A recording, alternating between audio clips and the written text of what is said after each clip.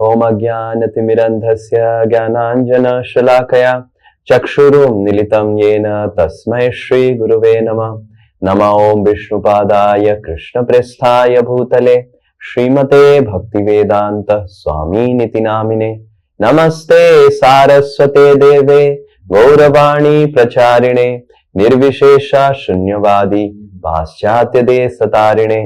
नमो महावदन्याय कृष्ण प्रेम प्रदायते कृष्णाय कृष्ण चैतन्य नामिने गौरतिशे नमः।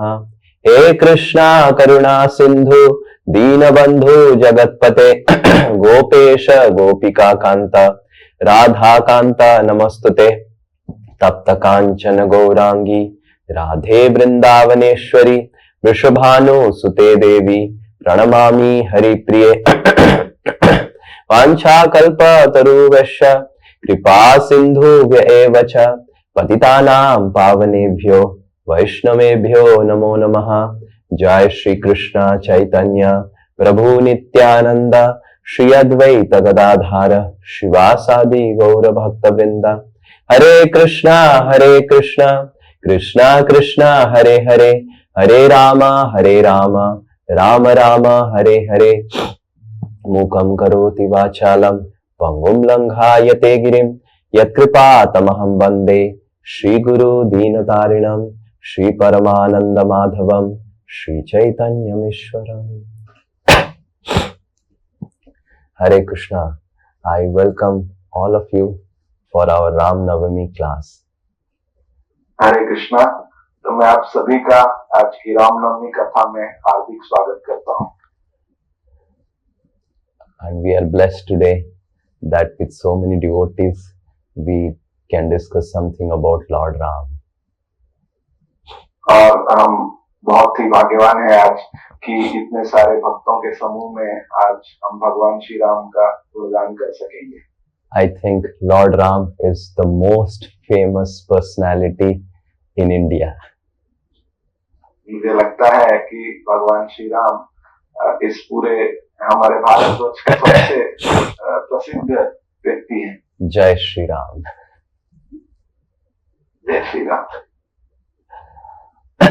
In 1987, when I was born, Ramayana was telecasted for the first time.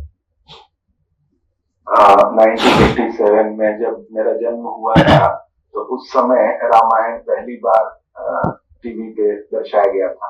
And the situation was, when the Ramayana was telecasted, nothing was at work. The entire India was standstill, and everyone was just hooked on the televisions, which were like, there were very few televisions on the streets, and there was a big crowd in the streets just to see Ramayana. तो उस समय परिस्थिति ऐसी थी कि जब रामायण का दर्शन होता था, तो उस समय पूरा भारत मानो रुक ही जाता था। जितने लोग हैं सभी रामायण ही देखते थे। उस समय इतने ज्यादा टीवी तो नहीं थे, परंतु जिनके पास भी थे उनके हर जगह भीड़ हो जाती थी और सब मंत्रमुग्ध होकर रामायण देखते थे। How many of you were there? Not just born, maybe Ravi Prabhu and Nandita Mataji. Okay, I think you would be quite old that time to witness. So Lord Ram is so famous that in Srimad Bhagavatam, Sukadeva Goswami says to Parikshit that Parikshit, I will tell the Lord Ram's pastimes in very brief, because you have heard his pastimes so much and so much and so much. तो प्रभु श्री राम इतने प्रसिद्ध हैं कि भागवत में चर्चा करते हुए सुखदेव गोस्वामी भी परीक्षित महाराज को कहते हैं कि मैं श्री राम की कथा आपको संक्षिप्त नहीं बताऊंगा, क्योंकि आपने कितने बार ही ये राम कथा सुनी होगी, जो कि हमारे भारतवर्ष में प्रसिद्ध है। When Krishna appeared, and in Dwapar Yuga, everywhere there used to be Lord Ram's pastimes and Ram Katha. जब भगवान श्री कृष्ण का द्वापर युग में जन्म हुआ, तो उससे पहले से ही हर समय हर जगह श्री राम की कथा का प्रचलन था। One day, Lord Krishna, the small boy Kanha, was not sleeping, and he was really not sleeping and making mischief in the night. तो एक दिन ऐसा हुआ कि हमारे जो छोटे कृष्ण हैं, बचपन में एक बार वह सो नहीं रहे थे, बहुत बदमाशी कर रहे थे, शैतानी कर रहे थे, परंतु सो नहीं रहे थे रात में। And all of you know, the easiest way to make anyone sleep is to start the katha. तो ये तो सबको पता ही है कि अगर नींद नहीं आ रही है तो उसको लाने का सबसे आसान तरीका है कि कथा का श्रवण उसे कराया जाए। And that's why we have asked all of you to keep your videos on, so that at least we know that you are not sleeping. तो इसीलिए आप सभी का वीडियो ऑन करवाने का हमने प्रस्ताव रखा है, ताकि हमें ये तो पता चले कि आप निद्रा में तो नहीं जा रहे। When my mother passed away, my father was in such disturbed situation. He was so disturbed mentally, and I was not knowing what to tell him. So I said to him that you hear lectures of Bhakti Rasamrit Swami Maharaj. तो जब मेरी माता ने देह त्याग किया तो उस समय मेरे पिताजी काफी परेशान थे इस परिस्थिति को लेकर, और मुझे समझ नहीं आया कुछ, तो मैंने उनसे कहा कि आप भक्ति रसामृत महाराज का प्रवचन श्रवण कीजिए। And you all know who have heard from Bhakti Rasamrit Swami Maharaj. He's so soft and so soft. And after a few weeks, I called my father and said, "How is the situation now?" Now I'm feeling such good sleep, such good sleep. तो जो भी आप सब भक्त भक्ति रसामृत महाराज को जानते हैं कि महाराज इतने कोमल हैं, उनकी वाणी इतनी मधुर है कि वो इतना मीठा बोलते हैं। तो कुछ हफ्तों बाद मैंने जब पिताश्री से पूछा कि आपको कैसा लग रहा है, तो बोले इतना अच्छा लग रहा है, मैं आराम से सो पा रहा हूँ उनकी कथा सुनने के बाद। And for so many weeks together, months together, I have not slept. But after I hear the class, I don't know what is the mystery behind the class, that I go to sleep. तो बोले कई हफ्तों कई महीनों से मैं शांति से सो नहीं पाया हूँ, आराम नहीं कर पाया हूँ, परंतु क्या अद्भुत बात है इस कथा में कि वो सुनते ही मुझे निद्रा आ जाती है और मैं सो जाता हूँ। So thinking all this thing, Yasoda Maharani was very concerned that Kanha is not sleeping, and that's why she started speaking Lord Ram's story. तो माता यशोदा चिंतित थी कि कान्हा सो नहीं रहे हैं रात को, और इसीलिए उन्होंने श्री राम की कथा, उनकी कहानी कान्हा को सुनाना प्रारंभ की। So Yasoda Mani said to Krishna, "Rama Nama Babuba, there was a person called Lord Ram." And Krishna said, closing his eyes. तो इस तरह माता ने मधुर लय में कान्हा को कहानी सुनानी चालू की और कहा कि एक व्यक्ति थे, महान व्यक्ति जिनका नाम श्री राम था, और इसे सुनते हुए आंख बंद करते हुए कान्हा करके वह सुनने लगे। Tad avala Siteti. He had a wife called Sita who was beautiful, and Krishna said, like that. तो फिर उन्होंने आगे कहानी बताना चालू की। उनकी एक पत्नी थी, बहुत ही सुंदर थी, जिनका नाम माता सीता था, और फिर से भगवान कहकर ये सुनने लगे। Tadbhrata Lakshmana. And Krishna was closing his eyes and telling, he had a brother called Lakshman. तो इस तरह आगे उन्होंने बताया कि उनके भ्राता भी थे अनुज, जिनका नाम लक्ष्मण था, और ये सुनकर भी भगवान आगे कहकर बढ़ते हैं। And Krishna was closing his eyes and trying to sleep and telling this, Tau Pitur Uvacha Panchavatite. And all these three personalities, hearing the order of their father, they went to Panchavati. तो इस तरह भगवान जो सुन रहे थे और मुंह भर रहे थे, तो फिर उन्हें बताया गया कि किस तरह ये तीनों राम, सीता और लक्ष्मण अपने पिता का आदेश मानते हुए पंचवटी की ओर गमन किया। And Krishna said, और कृष्ण ने इस तरह कहा, Tasya Harata Tasya Viharata Harata Ravana. And at that point, Ravan came and kidnapped Sita. तो इस तरह उसके बाद क्या होता है कि पंचवटी में रावण आ जाता है और वहां से वो माता सीता का अपहरण कर लेता है। And then Yashoda Maharani thought that Krishna would say, तो यशोदा महारानी ने सोची कि कृष्ण इस तरह आगे भी कर And Krishna got up from the bed and said, Saumitre, Saumitre, Kocha Dhanur, Kocha Dhanur, Kocha Dhanur. Where is my Dhanu? Saumitre, Lakshman, where is my Dhanu? Ravan has come. And he started shouting and jumping and left the bed. तो जैसे ही ऐसा भगवान ने सुना तो तुरंत वो खड़े हो गए और जोर जोर से चित्कार करने लगे, हे सौमित्र, हे लक्ष्मण, मेरा धनुष कहाँ है, तुरंत ले आओ, रावण आ चुका है। और ऐसे सुनकर वो उठ खड़े हुए। And Yashoda was thinking, what happened to my Krishna? Why is jumping? I thought I'll make him sleep. माता यशोदा अचंभित हो गई कि क्या हो गया कान्हा को, मैं तो इसे सुलाने का प्रयास कर रही थी। In this way, all the talks around Dwapar Yuga were about the pastimes of Lord Ram.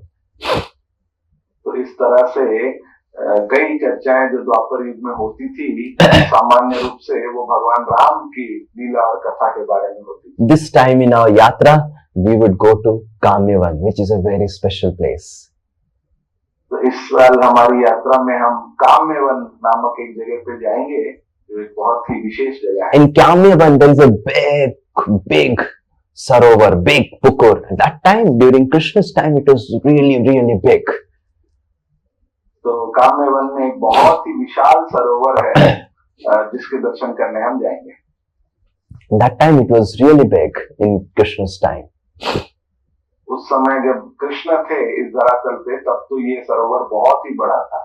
One day, all the gopis had assembled near that kund, and Lalita and Radha and all the gopis, they were seeing how the monkeys are jumping from one branch to another branch, jumping from this branch of the kund to that other branch of the kund. तो एक दिन राधा रानी और उनकी सखियां गोपियां सब वहां सरोवर के पास एकत्रित हुई और उन्होंने देखा किस तरह अलग अलग पेड़ों में सरोवर के पास जो बंदर है यहाँ से वहां उछल रहे थे वृक्षों में। And Lalita said, just see these monkeys, they are so nice, they are doing this, jumping here, and they're so happy. And then Krishna came and said, Lalita, do you know these monkeys are my servants? तो ललिता जी ने कहा कि ये बंदर कितने आनंद में हैं, कितना अच्छा जीवन है कि यहाँ से वहाँ केवल कूदते रहते हैं और आनंद मनाते हैं। तभी कृष्ण वहाँ आते हैं और कहते हैं, ललिता आपको पता है कि ये सभी बंदर मेरे स्वयं सेवक हैं। And Lalita said, how come these monkeys are your servant? Because you are like a monkey? तो ललिता जी कहते हैं कि ये बंदर आपके सेवक कैसे हो सकते हैं, क्योंकि आप तो स्वयं वानर के समान हैं। Krishna said, no, Lalita, I am that Lord Ram. And because I am Lord Ram, these monkeys in my previous life were all my servants. तो कहते हैं ऐसा नहीं है, मैं स्वयं श्री राम था पूर्व जन्म में और उस समय ये सभी मेरे सेवक थे। Lalita said, Krishna, one definition fits you properly, that is liar. Once everyone accepts that you are a liar, then whatever you say is all right. तो ललिता जी कहते हैं कि एक ही परिभाषा है जिसे तुम्हारी व्याख्या की जा सकती है, वो ये है कि तुम एक नंबर के झूठे हो, और ये परिभाषा अगर कोई मान ले उसके बाद तो तुम्हारी सारी बातों को माना जा सकता है। Because once you accept that you are a liar, then you accept you are Ramchandra. Why Ramchandra? You are Kamsa, you are Ugrasen, you are everyone, you are Nanda. Everything, whatever you say, we accept because we have accepted that you are the greatest liar in this world. और एक बार अगर हम ये बात मान लेते हैं कि तुम एक नंबर के झूठे हो, उसके बाद तो तुम जो भी अपने आप को कहो उसे हम मान सकते हैं। तुम खुद को कंस बताओ या उग्रसेन बताओ या राम बताओ, सभी चीज को माना जा सकता है क्योंकि तुम झूठे तो हो। And then Krishna said, that is not correct. Because in this avatar, I have given up my bow and arrow and you are not able to see. That's why you are considering all these things. Then Lalita and Radha and Visakha said, oh, why did you give up your bow and arrow? तो उन्होंने कहा इस तरह तुम कह रहे हो क्योंकि अभी मैंने जो धनुष बाण है अपने हाथ में जो मैं रखता था पूर्व जन्म में वो मैंने त्याग किया है, इसीलिए तुम लोग नहीं देख पा रहे हो कि मैं श्री राम हूँ। Krishna तो said in उन्होंने previous incarnation as Lord Ram, I was showing my power with bow and arrow and killing everyone. But in this incarnation, I kill with the power of the sound of my flute.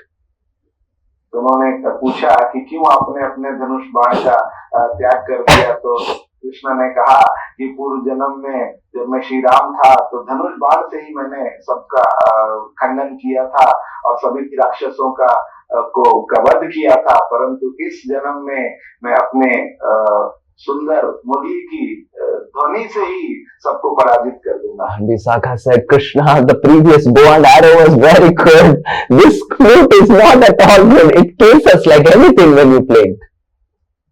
तो विशाखा जी ने कहा कि कृष्णा आपके धनुष बाण इससे बहुत अच्छे थे, ये बंसी जब आप बजाते हैं तो इसकी मधुर वाणी से तो ये हमें और ज्यादा परेशान कर देती है। And then Lalita said, Oh Krishna, you are Ramachandra, you are telling, and Lord Ram built a big bridge on the ocean. If you can build a small bridge on this kunda so that we can cross it, because we have to walk so much distance, then we will understand you are a mini version of Lord Ram.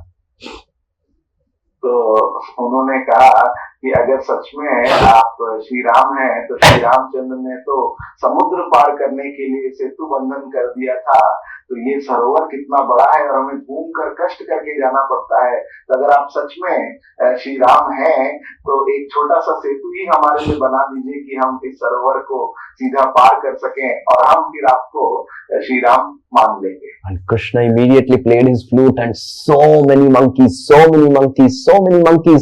and all the gopis were wondering from where these monkeys came, and they started accumulating there in Kamyavani. तो जैसे ही ऐसा कृष्ण ने सुना तो तुरंत उन्होंने अपनी बंसी बजाई और उसकी ध्वनि सुनते ही कहां से सैकड़ों बंदर वहां जमा होने लगे काम्यवन में, और गोपियों को समझ नहीं आ रहा था ये कैसे हो रहा है, इतने बंदर आए कहां से। And some of the monkeys were picking up the stones and throwing it in the water, and they were floating. And Krishna said, just see my power. और ये वानर जो आए थे इसमें से कई पत्थर उठाकर बड़े बड़े पानी में सरोवर में डालने लगे और वह पत्थर तैरने लगे। और कृष्ण ने Lalita said, you know gopis, these stones are floating because this is the glory of Braj. Braj stones are so powerful, that's why it is floating. तो ललिता जी ने कहा कि तुम्हारी शक्ति नहीं है, ये शक्ति तो ब्रज के पत्थरों की है, इतने शक्तिशाली हैं कि वो पानी में भी तैर जा रहे हैं। And then Lalita Devi picked up one stone and threw it in water, and it immediately sank inside. ऐसा कहकर ललिता देवी ने एक पत्थर उठाया और जैसे ही उसे सरोवर के पानी में डाला वो तुरंत डूब गया। And then Krishna was just playing flute, and all the monkeys were making the bridge, and then the bridge was ready in just some time, and all the gopis, they started carrying all their ghee, dahi, everything, and started walking on the bridge. And Krishna was running behind the gopis, telling, "Oh, now you believe that I am Lord Ram?"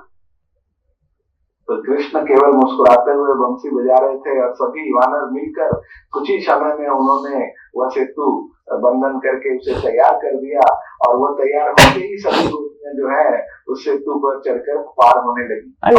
Krishna उनके पीछे भागे और पूछे, अरे अब आप विश्वास करते हैं कि मैं राम हूँ? Lalita said, even if you Lord Ram, who cares you? Just get now. We have a lot of other things to do in life. Lalita ji ने कहा, अरे आप राम हो चाहे मैं हो, क्या फर्क पड़ता है, ऐसे भी हमें बहुत काम है, हमें जल्दी जाना है। So when we go to Kamyavan, we can see this bridge and all the stones, which the place in Kamyavan is called Setu Bandha. तो हम काम्यवन जाएंगे तो हम दर्शन कर सकते हैं जिसका नाम सेतु बंधन है, किस तरह वह सेतु काम्यवन के सरोवर पे भगवान ने बनवाया। So Lord Krishna's pastimes are filled with fun and mischief, but Lord Ram's pastimes are filled with lot of lessons.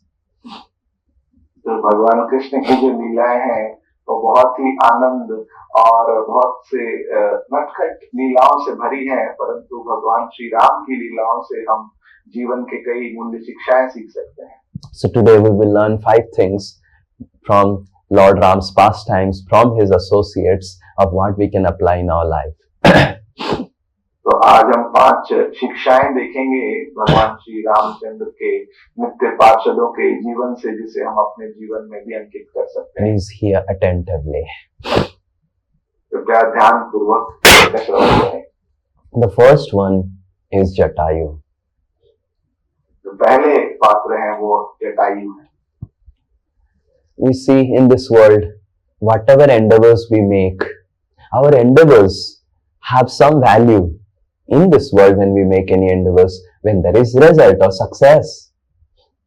तो हम देख सकते हैं कि जीवन में जब भी हम कोई प्रयास करते हैं, उस प्रयास का मूल्य तभी है कि जब उस प्रयास से कुछ सफलता प्राप्त होती है. Students who are studying and they study very hard 11th and 12th, and after 12th exam they don't get a good seat in some engineering college, then they are not successful. 11वीं 12वीं के छात्र इतने पढ़ाई करते हैं और तैयारी करते हैं, 2 साल मेहनत करते हैं, परंतु अंत में उन्हें परीक्षा देनी होती है, और अगर उस परीक्षा में वह सफलता पूर्वक अंक लाते हैं तभी उन्हें अच्छा कॉलेज में दाखिला मिलता है. You may do business and you may endeavor hard for doing business, but if you don't get money, then you are an unsuccessful businessman. तो आप हो सकता है कि आप एक व्यापारी हैं और आप अथक प्रयास करते हैं अपने व्यापार की सफलता के लिए, परंतु अंत में अगर वो सफलता नहीं मिलती है, धन उपार्जन नहीं होता है, मुनाफा नहीं होता है, तो आप एक असफल व्यवसायी कहलाएंगे. So in this world, success is what defines that you have put your best endeavor. तो इस जगत में हम देखते हैं सफलता ही वह परिभाषा है जो बताती है कि हमने सही प्रयास किया है. And if you are not successful, no one would believe that you have put best of your endeavors. और अगर आपको सफलता प्राप्त नहीं होती है तो कोई विश्वास ही नहीं करेगा कि आपने अपने सबसे बढ़िया प्रयास आपने उस कार्य में किया है. Now here is Jatayu, who was a vulture, who is not a very respectable species. और यहाँ हम देखते हैं जटायु जो कि एक गिद्ध थे, जो पक्षियों में से बहुत सम्मानित नहीं किया जाता है. Now Jatayu was knowing that he will not be successful in killing Ravan when Ravan was kidnapping Mother Sita. तो जटायु को पता था कि वह असफल हो जाएगा और सफलता से रावण से नहीं लड़ पाएगा जब वह माता सीता को बचाने का प्रयास कर. But Jatayu fought with Ravan so bravely, and he was unsuccessful because Ravan ultimately kidnapped Sita, and he was lying completely filled with blood when Lord Ram came to meet with him. परंतु फिर भी जटायु ने अथक प्रयास किया और बहादुरी से वह रावण के साथ लड़ा, जिसके बाद वह परास्त हुआ और वहां वह जमीन पे गिरा था लहूलुहान होकर जब प्रभु श्री राम वहां पहुंचे. So Jatayu ultimately failed in serving the purpose. But in the end, when Lord Ram came to meet Jatayu, Lord Ram did the funeral rites of Jatayu. तो हम देख सकते हैं किस तरह जटायु अपने अथक प्रयास के बावजूद भी वह असफल रहा माता सीता को बचाने में, परंतु जब प्रभु श्री राम वहां पहुंचे तो प्रभु श्री राम ने स्वयं अपने हाथों से उसका अंतिम संस्कार किया. So Jatayu failed to tell us what is real victory, because real victory is to serve Lord Ram. तो जटायु असफल रहे ताकि हमें सिखा सकें कि जीवन की परम सफलता ये है कि हम भगवान श्री राम की सेवा में लग सकें. And there is a contrast called Marich. तो इसके विपरीत हम देख सकते हैं मरीच के पात्र को. Now Marich, he was threatened by Ravan that if you don't serve me, if you don't serve my purpose, I will kill you. You have to become a deer and attract the attention of Sita so that Lord Ram goes away from the place. तो उसे रावण ने ये धमकी दी थी कि अगर तुम्हें जीवित रहना है तो मेरा काम करना होगा, और कार्य ये है कि तुम्हें एक स्वर्ण हिरण बनकर राम लक्ष्मण को वहां से हटाना होगा ताकि मैं सीता का अपहरण कर सकूं। Now Marich was thinking that I have two options now, to get killed by Ravan or to get killed by Ram.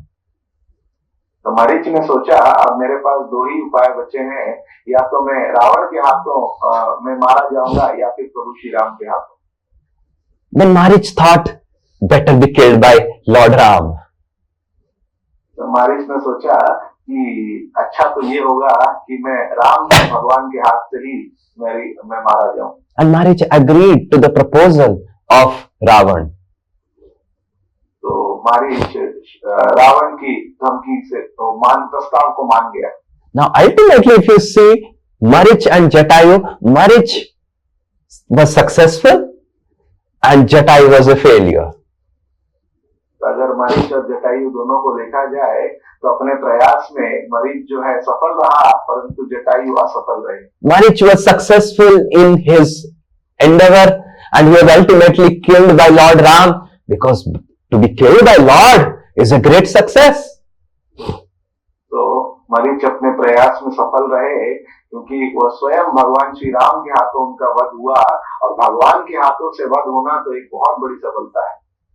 But we see that Marich served Ravan to be killed by Lord Ram, and Jatayu served Ram and was killed by Ravan. हम देख सकते हैं कि मरीच ने रावण की सेवा की कि वह भगवान राम के हाथों से उसका वध हुआ, परंतु जटायु ने प्रभु श्री राम की सेवा करते हुए उसका रावण के हाथों वध हुआ। So we must understand, it is not about the external success which is important in this world, but why we are endeavoring for the success is very, very important. तो हमें समझना चाहिए कि बाह्य रूप से सफलता क्या है और सफलता का कारण क्या है, वह महत्वपूर्ण नहीं है, परंतु महत्वपूर्ण ये है कि क्यों हम सफलता का प्रयास कर रहे हैं। It is said in the scriptures that anyone who follows adharma, who leaves adharma, who propagates adharma will become very successful in Kali Yuga. तो ऐसे शास्त्रों में बताया गया है कि जो भी व्यक्ति अधार्मिक काम करता है, अधर्म का पालन करता है, अधर्म का प्रचार करता है, उसे बहुत सफलता प्राप्त होगी इस कलयुग में। And that is the success of marriage, to consider the external success. But Jatayu failed. Jatayu was a failure to tell us that real success is not in the external. Real success is in the essence, that how we are serving Lord Ram in all our endeavors.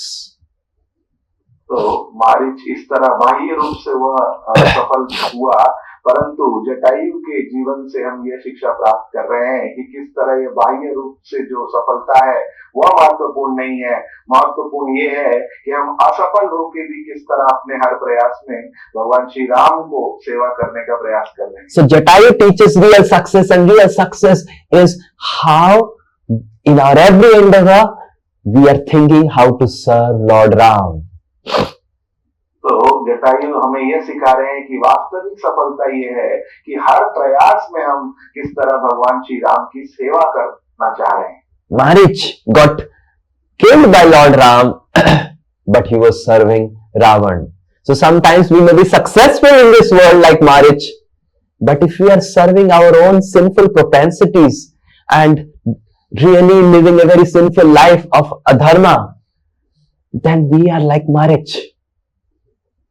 तो मारीच को हम देखते हैं किस तरह वो सफल हुआ और रावण की सेवा करते हुए इस जगत में, पर और हम भी इस तरह हो सकते हैं कि हम अपने आधार्मिक जो इच्छाएं हैं और पाप में जीवन की वृत्तियां हैं उसे करते हुए बहुत बाह्य रूप से बहुत सफल हो पाए। But if we endeavor for becoming very successful within this world, we are actually following in the footsteps of Marich. We are the disciples of Marich. तो इस तरह बाह्य रूप से अधार्मिक पथ पर चलकर अगर हम भी सफलता प्राप्त करना चाह रहे हैं तो हमें भी समझना चाहिए कि हम मारीच के पद चिन्हों पर ही चल रहे हैं। But even if we are unsuccessful, if we are trying to serve Lord Ram, Lord Krishna in our endeavors, and even if we are unsuccessful, we are following the footsteps of Jatayu. परंतु अगर हम भगवान श्री राम को कृष्ण की सेवा करने का प्रयास कर रहे हैं, उन्हें आनंद प्रदान करने का प्रयास कर रहे हैं, और इन प्रयासों के बावजूद अगर हम असफल भी होते हैं, तो हमें समझना चाहिए कि हम जटायु के पद चिन्हों पर गमन कर रहे हैं. And at the end, Lord Ram will come to help us if we have lead a life throughout our life under the principles of dharma. और हम देखेंगे अंत में भगवान श्री राम स्वयं आएंगे हमारी सहायता करने, अगर हमने अपना जीवन धार्मिक सिद्धांतों के अनुसार व्यतीत किया. So the first lesson we learn is from the life of Jatayu, who teaches us what is real success in life. Real success in life is not the success externally, but the success that we are serving Lord Ram in every endeavor of our life. तो प्रथम शिक्षा हम ये जटायु के जीवन से प्राप्त करते हैं कि वास्तविक सफलता क्या है. वास्तविक सफलता ये नहीं है कि बाह्य रूप से हम कितने सफल हुए, परंतु सफलता ये है कि किस तरह हम अपने हर प्रयास में हमने भगवान श्री राम की सेवा करने का प्रयास किया. And the second example is Sabri. और दूसरे पात्र जो हैं वो Sabri. Hare Krishna, you are not there. Hare Krishna. Sabri. सबरी जी का उदाहरण हम देखेंगे. Now Sabri was an orphan girl who was staying in the ashram of Matang Rishi. तो सबरी जी जो थी वो एक अनाथ बच्ची थी जो मातंग ऋषि के आश्रम में रहती थी. She was a small 8-year-old girl when she came to the ashram of Matang Rishi. तो वो बहुत एक छोटी 8 साल की छोटी बच्ची थी जब वो मातंग ऋषि के आश्रम में आई थी. After some years, Matang Rishi and all his disciples came and said, "We are going to Vaikuntha." तो कई सालों के बाद मातंग ऋषि और उनके कई वरिष्ठ शिष्य आए और उन्होंने कहा कि अब हम वैकुंठ गमन कर रहे हैं. So Sabri said, "I also want to go. I also want to go with all of you." सबरी जी ने कहा कि मैं भी आप सबके साथ जाना चाहती हूँ. Matang Rishi said, "I have a special service for you, and because I have a special service for you, you stay back here." तो मातंग ऋषि ने कहा कि एक विशेष सेवा है मेरे पास आपके लिए, और उस सेवा को पूर्ण करने के लिए आपको यहाँ अभी रहना होगा. So Sabri was crying, and Matang Rishi said, "In very soon, Lord Ram is going to visit my ashram. I want someone to be here and to receive Lord Ram and give him a good reception." तो मातंग ऋषि ने कहा कि कुछ ही दिनों में प्रभु श्री राम यहाँ पर मेरे आश्रम में आने वाले हैं, और मैं चाहता हूँ कि कोई यहाँ पे रहे और बहुत अच्छी से उनका अतिथि सत्कार करे जब मैं यहाँ नहीं रहूं. And saying that, Matang Rishi, he took some chandan, tulsi, and some flowers. He put it in a hole inside the tree and said to Sabri, "These chandan, tulsi, whenever Lord Ram and Lakshman come here, so please offer it to them on my behalf." तो उन्होंने थोड़ा सा चंदन और तुलसी लिया और उन्होंने ये सबरी को देते हुए कहा कि इसे तुम ध्यान से रखना, और जब भी प्रभु श्री राम और उनके भ्राता लक्ष्मण यहाँ आए तो मेरी ओर से उन्हें अर्पित करना. And saying all this, Matang Rishi and all his disciples ascended the Vaikuntha plain and went, while Sabri was standing and looking at them, crying. तो इस तरह निर्देश करते हुए मातंग ऋषि और उनके सभी शिष्य वैकुंठ यान में बैठकर उन्होंने वैकुंठ गमन किया और सबरी देखती रही. Now, Matang Rishi didn't say the time and date when Lord Ram is going to arrive. तो हमें ये समझना चाहिए कि मातंग ऋषि ने वह तिथि और समय सबरी को नहीं बताया था कि कब श्री राम पधारने वाले. He didn't give a event calendar and itinerary of Lord Ram when he is going to arrive. उन्होंने इस तरह एक शेड्यूल या इवेंट कैलेंडर सबरी को नहीं दिया कि कब एग्जैक्टली श्री राम पधारेंगे. Now, because Sabri was not knowing when Lord Ram will come. Every day, from the 8 year of age, every day Sabari would clean the ashram, prepare flowers, get some fruits and whatever she could collect to serve Lord Ram, because Lord Ram is going to arrive. और क्योंकि सबरी को ये पता नहीं था कि कब प्रभु श्री राम पधारने वाले हैं, तो उस 8 साल की उम्र से ही हर दिन प्रतिदिन वह आश्रम को तैयार करती थी, उसे सुसज्जित करती थी, फूलों से सजाती थी, कुछ फल कंदमूल फल लाकर रखती थी और इंतजार करती थी कि प्रभु श्री राम आएंगे. If someone says that Maharaj is going to come to your house, the first question that we'll ask is, कब आएंगे? when? Yeah, please tell. तो जस्ट एक अनाउंसमेंट है. एक्चुअली मैंने डिवोट बहुत सारे वक्त इंतजार कर रहे हैं क्योंकि 100 कैपेसिटी है जूम का. तो अगर कपल लोग 2 डिवाइस से ज्वाइन किए हैं तो एक से भी ज्वाइन कर सकते हैं ताकि और कुछ वक्त लोग भी और जुड़ सकें जूम में. Okay. ताकि Devotees are advised to join from one device if you are in couple format. So, तो हमारे घर अगर हमें पता चलता है कि कोई सन्यासी, कोई स्वामी, कोई महाराज आने वाले हैं, तो सबसे पहला प्रश्न हमारे मन में उठेगा कि कब आने वाले हैं प्रभु जी. because we are not prepared at every moment, we need to prepare. Sometimes I go to someone's house, just surprise visit. And the condition of the house is really horrible, really horrible. I said, this is how you live. तो कभी क्या हम हमेशा तैयार नहीं होते हैं किसी अतिथि का सत्कार करने के लिए. कभी कभी ऐसा होता है कि मैं बिना कुछ बताए एकाएक किसी के घर मुझे जाना पड़ जाता है, तो मैं अचंभित हो जाता हूँ कि इस तरह की परिस्थिति है कि आपके घर के ऐसे ही रहते हैं क्या. But Sabari, every day, every moment, she was thinking that today is definitely Lord Ram will come, and morning she will do everything, and she will beautify the ashram and wait for Lord Ram to come, and Lord Ram will not come. तो परंतु सबरी की मनोस्थिति ये थी कि हर दिन हर क्षण उन्हें ये लगता था कि आज जरूर प्रभु श्री राम आएंगे, और इस तरह की मनोस्थिति के साथ सभी व्यवस्थाएं कर सुंदरता से आश्रम को सजाकर सब व्यवस्था कर वह प्रभु की प्रतीक्षा करती थी. And when Lord Ram will not come, again with the same enthusiasm, next day Sabari will beautify the ashram, decorate the ashram, collect the fruits, and then wait for Lord Ram. तो उस दिन जब प्रभु श्री राम का आगमन नहीं होता था, तो फिर अगले दिन उसी उत्साह के साथ पुनः वो सभी तैयारियां करती थी सब, और प्रभु श्री राम की प्रतीक्षा करती थी कि आज वो आएंगे. From the age 8, Sabari almost became very, very old, tattered lady, and still Lord Ram didn't appear.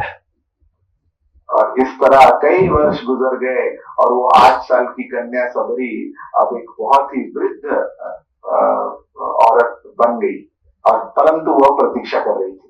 And when Sabari was so old, when Lord Ram arrived, that day finally came, Lord Ram arrived, Sabari had gone so old that she was not able to see anything.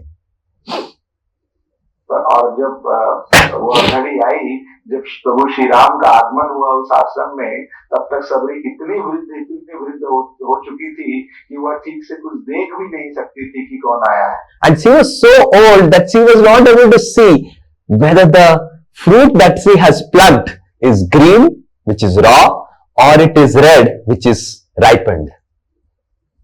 तो वो इतनी वृद्ध हो चुकी थी कि वो यह भी नहीं देख सकती थी कि जो फल उसने प्रभु श्री राम के लिए एकत्रित किए हैं वो हरे हैं, कच्चे हैं, या फिर पके हुए लाल हैं. And there was no one with her to tell, oh, these are all ripened fruits, these are all raw fruits, this ripened fruits should be offered to Lord Ram. और उसके साथ कोई साथी भी नहीं था जो उसे बता सके कि यह फल जो है ये कच्चे हैं, ये भगवान को अर्पित नहीं करने हैं, परंतु ये पके हुए मीठे फल भगवान को देने हैं. So Sabari started tasting each of the fruit, and whichever fruit was really sweet and ripened because she was not able to see. She offered it to Lord Ram and Lakshman.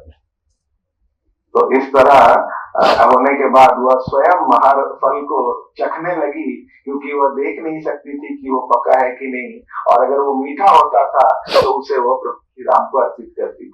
Now the Brahmanas, when they hear, my goodness, offering one's jhuta to Lord, this is offense, this is offense. तो ये जब ब्राह्मण गण सुनते हैं कि इस तरह का उसने अर्पित किया, अपना स्वयं का झूठा खाकर वो कैसे भगवान श्री राम को अर्पित कर सकती है. But we understand that yes, the etiquette is that we must offer the purest of substance to the Lord. But the real etiquette is the substances have to be offered with love. तो हाँ, हम ये मानते हैं कि सदाचार ये कहता है कि हमें भगवान श्री राम को कुछ अर्पित करते समय परम शुद्धता से देना चाहिए, परंतु परम सदाचार ये कहता है कि वह अर्पित करते समय वह प्रेममयी होना चाहिए, प्रेम भाव से परिपूर्ण होना. So somebody broke the etiquette of offering jhuta, offering own tasted food and fruits to Lord Ram to show us and teach us the real etiquette, that the real etiquette is not following the rules and regulations of etiquette, but actually having love for the Lord. तो सबरी अपने व्यवहार से दिखाती है कि उसने यह सदाचार के जो नियम है उसे भंग किया कि भगवान को कुछ चीज शुद्धता से देनी चाहिए, अपना झूठा फल भगवान को देकर वो ये शिक्षा दे रही है कि परम सदाचार का नियम यह है कि भगवान को जो अर्पित किया जाए वो प्रेममय भाव और भक्तिमय भाव से दिया जाए. We see Duryodhana, when Lord Krishna came to peace mission, Duryodhana understood that if I take Lord Krishna in my side, then everything is achieved. हम दुर्योधन के उदाहरण से देख सकते हैं कि भगवान जब शांति दूत बनकर आए थे, तब दुर्योधन ये जानता था कि किसी तरह अगर मैं कृष्ण को अपने पक्ष में ले लूं तो जरूर ये युद्ध में मेरी विजय होगी. And in Hastinapur, the best of the palace was Dusashan's palace. And Duryodhana received Krishna and said, I have made arrangements in palace of Dusashan, so much nice food, so much of nice bed, everything. Please come and dine with all of us. तो दुर्योधन को पता था कि सबसे सुंदर महल जो है वह दुशासन का महल है, तो उसने कृष्ण से प्रस्ताव रखा कि वासुदेव आप आइए, हमने सबसे सुंदर व्यवस्था आपके लिए की है, इस महल में आइए, आप गमन कीजिए, और फिर हमने भोज की भी बहुत सुंदर व्यवस्था की है, आइए मैं आपकी सेवा करना चाहता हूँ, इस तरह. And Krishna said, Duryodhan, there are two reasons when one eats. Either one is hungry or he is in love. तो भगवान ने दुर्योधन से उत्तर देते हुए कहा कि हे दुर्योधन, दो कारणों से ही व्यक्ति भोजन करता है, या तो उसे बहुत भूख लगी है या फिर वह प्रेम में है. तो And Krishna said, I feel never hunger in my life. I never am in distress. And Duryodhan, you don't have love for me. तो भगवान ने कहा कि मुझे तो कभी भूख नहीं लगती है, और दूसरा कारण यह है कि तुम्हारे हृदय में मेरे लिए प्रेम तो बिल्कुल भी नहीं. So the etiquettes, all the etiquettes that we see, oh, offering has to be done like this, offering has to be done like that, and Krishna has to be served like this. These are all externals. Real essence of all the etiquette is actually to love Lord Ram.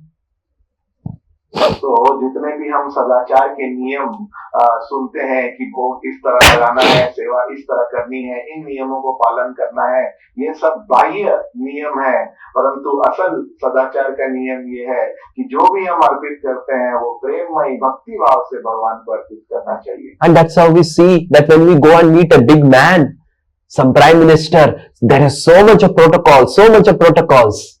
Because no one knows what is within your heart, how you are going to use your relationship with the Prime Minister.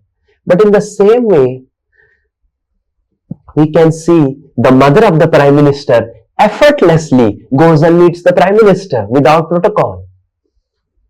तो हम देख सकते हैं अगर हमें किसी बहुत ही बड़े प्रसिद्ध व्यक्ति से मिलना है, जैसे प्रधानमंत्री से मिलना है, तो कितने सारे नियम हैं, कितने सारे रूल्स हैं जिसे हमें फॉलो करते हुए जाना है, क्योंकि यह पता नहीं है कि उस प्रसिद्ध, उस बड़े व्यक्ति को हम किस तरह उसका शोषण करना चाहते हैं, क्या उससे पाना चाहते हैं। परंतु हम देखते हैं उसकी जो माता है वो बिना किसी नियम के, किसी बाधा के आराम से कभी भी जाकर वो अपने पुत्र से मिल सकती है। Because the mother loves the prime minister, so there is no etiquette. क्योंकि माता अपने पुत्र से प्रेम करती है, जो कि प्रधानमंत्री है, तो वो उससे कभी भी मिल सकती है, उसके लिए कोई नियम नहीं है। So somebody broke the etiquette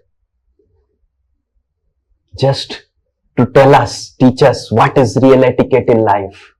That is to love Lord Ram. तो सबरी ने सदाचार के नियम का उल्लंघन किया ताकि वह हमें सिखा सके कि वास्तविक सदाचार का नियम ये है कि हम किस तरह भगवान श्री राम को प्रेम अर्पित कर सकें। So Jatayu broke. He actually failed to teach us what is real victory, and real victory is to serve Lord Ram. And similarly, Sabari, he broke the etiquette to teach us what is real etiquette. Real etiquette is to love Lord Ram.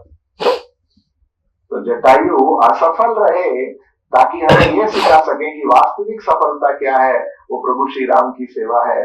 उसी तरह सबरी हमें सदाचार के नियम का उल्लंघन करते हुए हमें ये सिखा रही है कि वास्तविक सदाचार है कि किस तरह भगवान को प्रेम अर्पित किया जाए। The third personality is Vibhishan. और जो द्वितीय पात्र है, उदाहरण है, वो विभीषण का है। Now Vibhishan was the most ideal brother of Ravan. Vibhishan जो थे वो रावण के सभी भ्राताओं में सबसे उत्तम थे। Vibhishan was the real concerned well-wisher of Ravana. Vibhishan ही एकमात्र थे जो वास्तविक में रावण के शुभ चिंतक थे। Just like Prahlad was the most concerned about Hiranyakashipu. इस तरह हम देखते हैं प्रहलाद वास्तविक शुभ चिंतक थे हिरण्यकशिपु के। When Hanuman came and then Lanka was burnt, Vibhishan was already pleading to give away Sita. Then Vibhishan really went to the council that Ravan had invited all the ministers, and Vibhishan was there, and Vibhishan was sitting and peacefully hearing all one ministers what they are telling. तो जब हनुमान जी लंका आते हैं, वो पहले से ही रावण को सदुपदेश दे रहे थे माता सीता को लौटाने का, परंतु जब हनुमान आके इस तरह का रावण लंका को आग लगा देते हैं और रावण इस तरह चिंतित होकर अपने मंत्रिमंडल के समूह में बैठे थे, तब विभीषण वहां जाकर पहुंचते हैं और सभी मंत्रियों के प्रस्ताव को सुनते हैं। Now Ravan was really afraid seeing the condition of Lanka by just this monkey Hanuman, and Ravan was very concerned what we should do, and Ravan had little bit made up his mind that I think I should return back Sita. तो रावण काफी भयभीत हो गए थे क्योंकि उन्हें लगा एक वानर ने ये परिस्थिति कर दी है मेरी लंका की, इसे जला दिया है।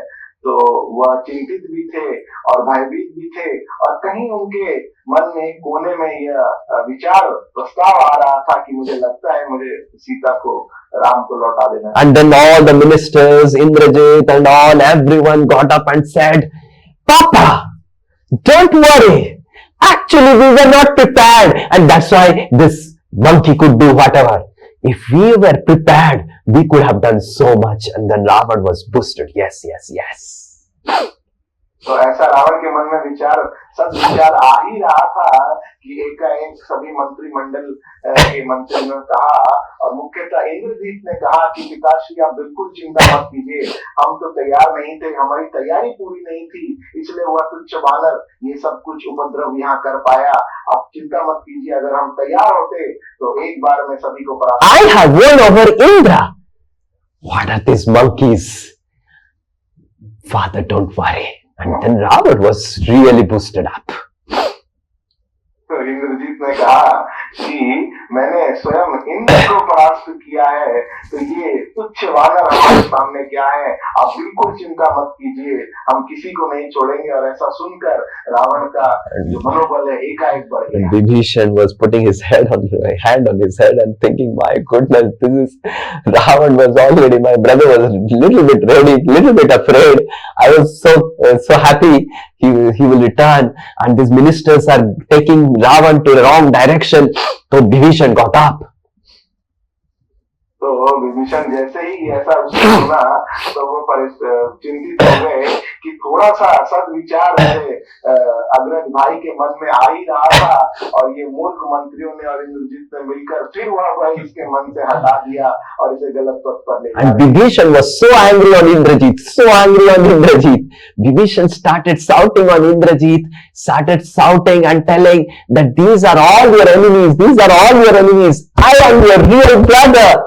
Ravan, I am your real brother. I am telling you that return back Sita. You are keeping the death knell, your own grave in the form of Sita in Lanka. And in that grave, not just you, the entire Ravana class will be buried. तो जैसे ही विभीषण जी ने ऐसा इंद्रजीत से सुना तो परम क्रोधित हो गए, और इस क्रोध में और चिंताग्रस्त होकर उन्होंने रावण से कहा कि हे रावण, इन सब की बात तुम मत सुनो, मैं ही तुम्हारा शुभचिंतक हूँ, तुम्हारा शुभचिंतक भाई हूँ, और तुम्हारे लिए ही मैं ये कह रहा हूँ कि सीता को लौटा दो, अभी भी समय है, परंतु वरना यही सीता हमारे इस तुम्हारी ही नहीं पूरे लंका की कब्र का कारण बनेगी। Ravan was very disturbed.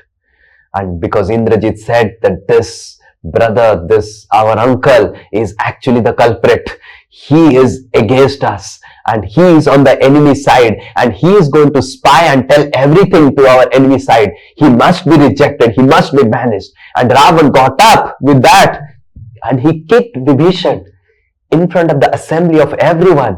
And the crown of Vibhishan fell flat and Vibhishan fell flat and said, get out of the kingdom.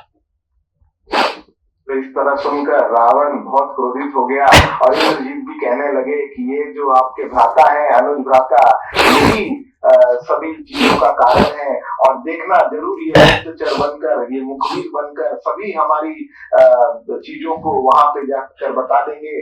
तो ऐसा सुनकर रावण क्रोधित हो गया और उसने विभीषण को लंका से निकालने के लिए उसे एक लात मारी और वो गिर गया और उसे वहां से बर्खास्त कर दिया। And then Vibhishan left. Vibhishan was so much in love with Ravan, but he left and he came and surrendered to Lord Ram. He was not knowing that Lord Ram will accept his surrender or not. He was waiting, and all the Banaras, all the monkeys were against him to take him into their group. Only Hanuman supported that Vibhishan should be brought this side, because I have heard in Lanka, when I was burning the Lanka, that this Vibhishan was chanting your names. That's why I didn't burn his house. तो इस तरह लंका से हटा दिए जाने के बाद जो है शरणागति के लिए श्री राम के पास आया, परंतु उसे पता नहीं था कि उसे अपनाया जाएगा या उसे शरण मिलेगी या नहीं, और सभी वानर उसके विपरीत थे और उसके खिलाफ कह रहे थे। केवल एकमात्र हनुमान जी थे जिन्होंने उसे लंका में देखा था प्रभु श्री राम का नाम जप करते हुए, जो उसके पक्ष में कह रहे थे। And Hanuman said, I didn't burn the house because he was chanting your names, oh my Lord, and that's why Vibhishan should be accepted in our group. तो हनुमान जी ने कहा कि मैंने पूरी लंका में तो आग लगाई, परंतु मैंने विभीषण के महल में आग नहीं लगाई, क्योंकि मैं जानता था ये आपका भक्त है और निरंतर आपका नाम ले रहा है, तो मुझे लगता है इसे अपने पक्ष में हमें शरण देनी चाहिए। So Vibhishan taught us that who is our real family member. Vibhishan हमें ये सिखाते हैं कि वास्तविक में हमारा परिवारजन कौन है। We may try our level best to make our family members devotees. We may try our level best to serve our family members, but we must understand that ultimately all the family members are product of our karma, and based on our karma we have got a family. Definitely we have some duties, but our real duty is to serve Krishna, who is our real family member.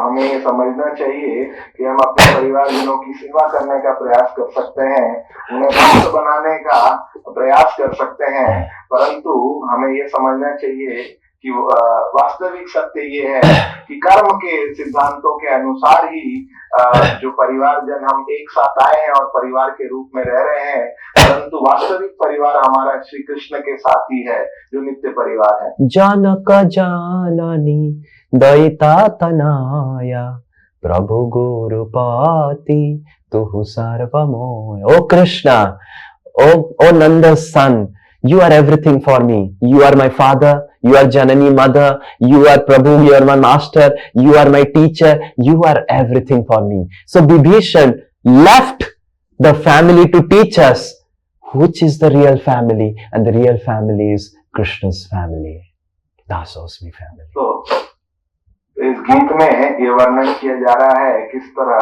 प्रार्थना कर रहे हैं कि हे कृष्ण, आप ही मेरे जननी हैं, आप ही मेरे पिता हैं, आप ही मेरे प्रभु हैं और आप ही मेरे गुरु हैं, सखा हैं, बंधु हैं। तो विभीषण अपने चरित्र से हमें ये सिखा रहे हैं कि विभीषण ने त्याग किया अपने परिवार का और यह समझाया कि वास्तविक परिवार जो है वो कृष्ण के साथ है, नित्य परिवार है। And in contrast, there is Karna. Now Karna, Krishna went to Karna just before the war, before he was leaving for the peace, after the peace mission was failed and he was leaving back to Virat.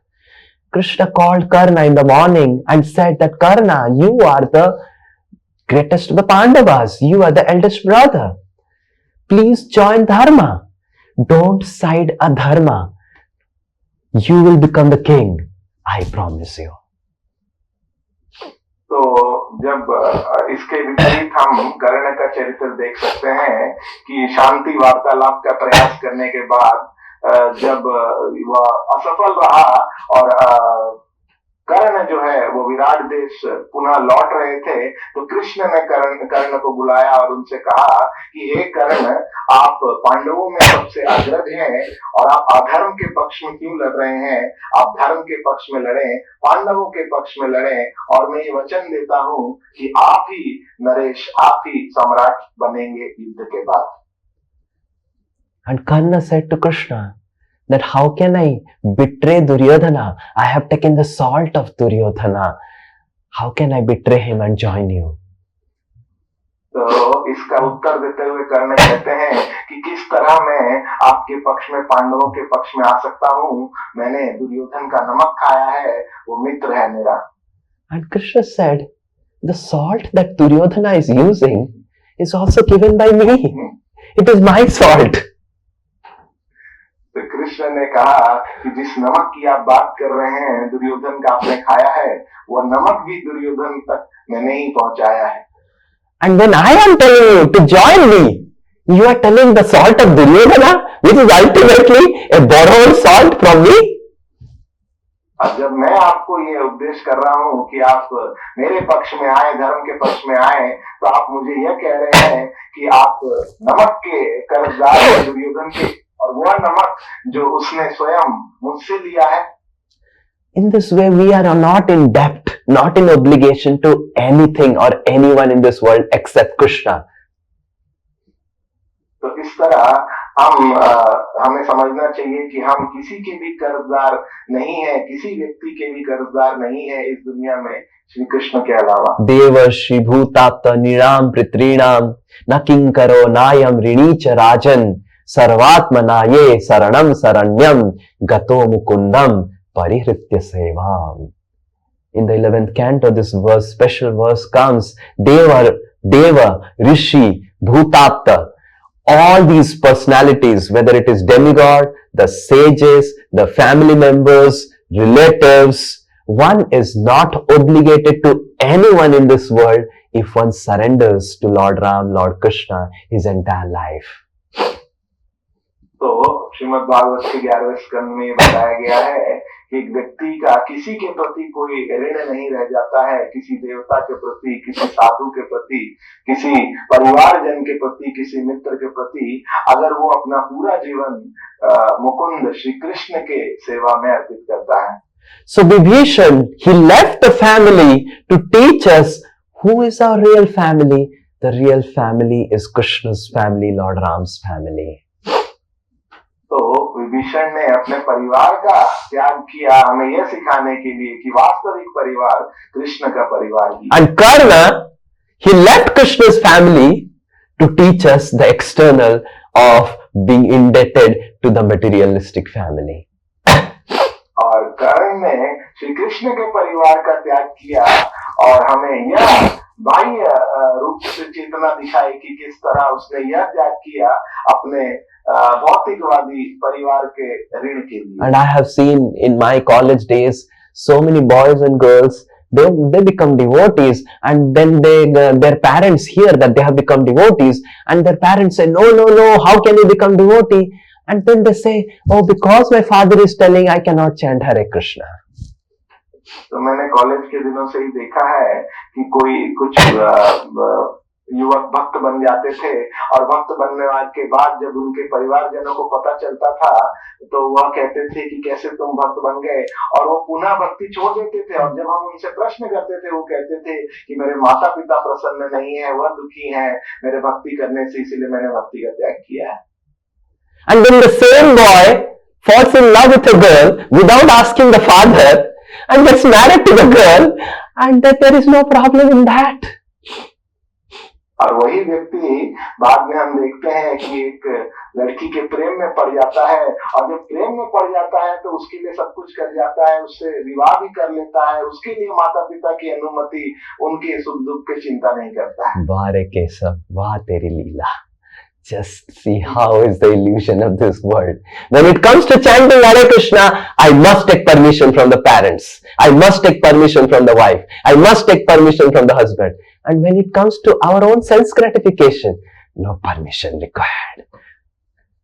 तो देखिए इस दुनिया का मोह कैसा है कि जब कृष्ण के भक्ति की बात आती है, भगवान के नाम करने की बात आती है, तो तुरंत ये विचार होता है कि मुझे अनुमति लेनी होगी अपने पति से, अपने पत्नी से, अपनी परिवारजनों से, माता पिता से। परंतु जब स्वयं के इंद्र तृप्ति की बात आती है तब हमें किसी की अनुमति की जरूरत नहीं पड़ती। When I started chanting Hare Krishna and became a devotee, my mother and father were shocked that from childhood we have not done anything without our permission. How can you do this without our permission? I said, this is something we can do without anyone's permission. तो जब मैं हरे कृष्णा मैंने जब करना चालू किया, भक्ति प्रारंभ की, तो मेरे माता पिता चिंतित हो गए और उन्होंने कहा कि बचपन से कभी तुमने कोई भी चीज हमारी अनुमति के बिना प्रारंभ नहीं की थी, परंतु ये तुम कैसे कर सकते हो? और मैंने उत्तर देते हुए कहा कि भगवान की भक्ति करने के लिए किसी की भी अनुमति की कोई आवश्यकता नहीं है। I never never spent a single money without permission of my parents, but the donation which I gave to temple, I never took their permission. तो एक पैसा भी कभी मैंने अपने जीवन में खर्च नहीं किया अपने माता पिता की अनुमति के बिना, परंतु जब मुझे मंदिर में दक्षिणा देनी थी तो तब मैंने माता पिता की अनुमति नहीं दी। So Vibhishan is teaching us, when it comes to give our life to Lord Ram, we don't require anyone's permission. We should be ready to give up everything just to serve Lord Ram and give our life, because Lord Ram is our actual family member. तो विभीषण हमें सिखा रहे हैं कि अगर हमें श्री राम के लिए कुछ करना है, उनकी शरणागति करनी है, तो उसके लिए हमें किसी की अनुमति की जरूरत नहीं है, अपितु उसके लिए हमें जो कुछ भी त्याग करना पड़े हमें कर देना चाहिए, क्योंकि प्रभु श्री राम ही हमारे वास्तविक परिवारजन हैं। But none of our family members are like Ravana, so we don't have to leave them. लेकिन हमने से किसी के भी परिवारजन रावण के स्वरूप के नहीं है, तो हमें उन्हें त्याग करने की कोई। But we must understand that the real family member is Krishna's family member. तो हमें यह समझना चाहिए कि वास्तविक परिवारजन वो हैं जो कृष्ण के परिवारजन हैं। The fourth personality is Hanuman. और जो चौथे जो पात्र हैं, उदाहरण है, वो Shri Hanuman. Hanuman is a monkey. Hanuman ji एक वानर हैं। And in childhood, I used to read about animals and the characteristics of animals. Giraffe is known for long neck. Zebra is known for stripes. Cheetah is known for running very fast. तो मैं बचपन में जब अलग अलग पशुओं के बारे में पढ़ता था, उनकी विशेषताओं के बारे में पढ़ता था, किस तरह एक जिराफ जो है उसे लंबी गर्दन के लिए जाना जाता है, और एक जेब्रा को उसके स्ट्राइप ब्लैक और काले और सफेद स्ट्राइप के लिए जाना जाता है, एक चीता को किस तरह उसकी तीव्र गति के लिए उसकी विशेषता को जाना जाता है, And monkey is known for mischief.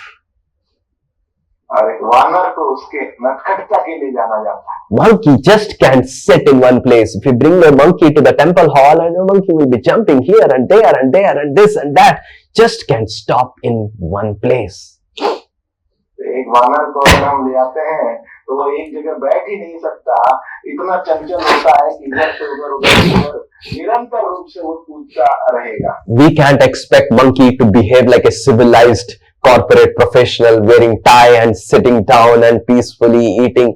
There's no expectation like that. तो हम ऐसी अपेक्षा नहीं कर सकते कि एक वानर जो है एक सभ्य व्यक्ति के रूप से वह प्रस्तुत होगा और सब कुछ सभ्य रूप से नियम कायदे से वह कार्य करेगा। One of my students went to a very big man in their meeting and dinner, and this person was eating, making a little bit of sound, the soup, and everyone was looking, oh, this is uncivilized, this is uncivilized. We must eat very slowly, like that.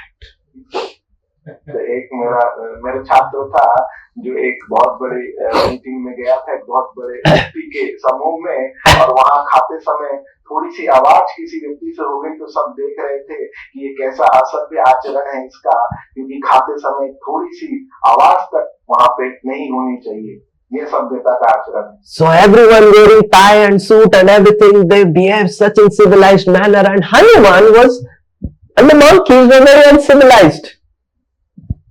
तो इस तरह सभ्यता के आचरण में व्यक्ति बहुत व्यवस्थित रहता है, नियमित रूप से रहता है, परंतु हनुमान जी तो एक वानर है, और वानर से सभ्यता की क्या अपेक्षा की जा सकती है? When one day when Lord Ram and Mother Sita had come back to Ayodhya and Hanuman was there,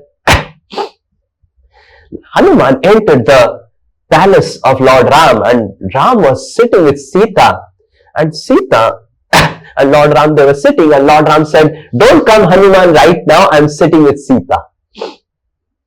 तो एक बार की कथा है कि हनुमान जी प्रभु श्री राम के महल में आते हैं, जहाँ पे प्रभु श्री राम और माता सीता थे, और श्री राम निषेध करते हैं कि अभी मैं माता सीता के साथ हूँ, तो अभी आप मत आइए।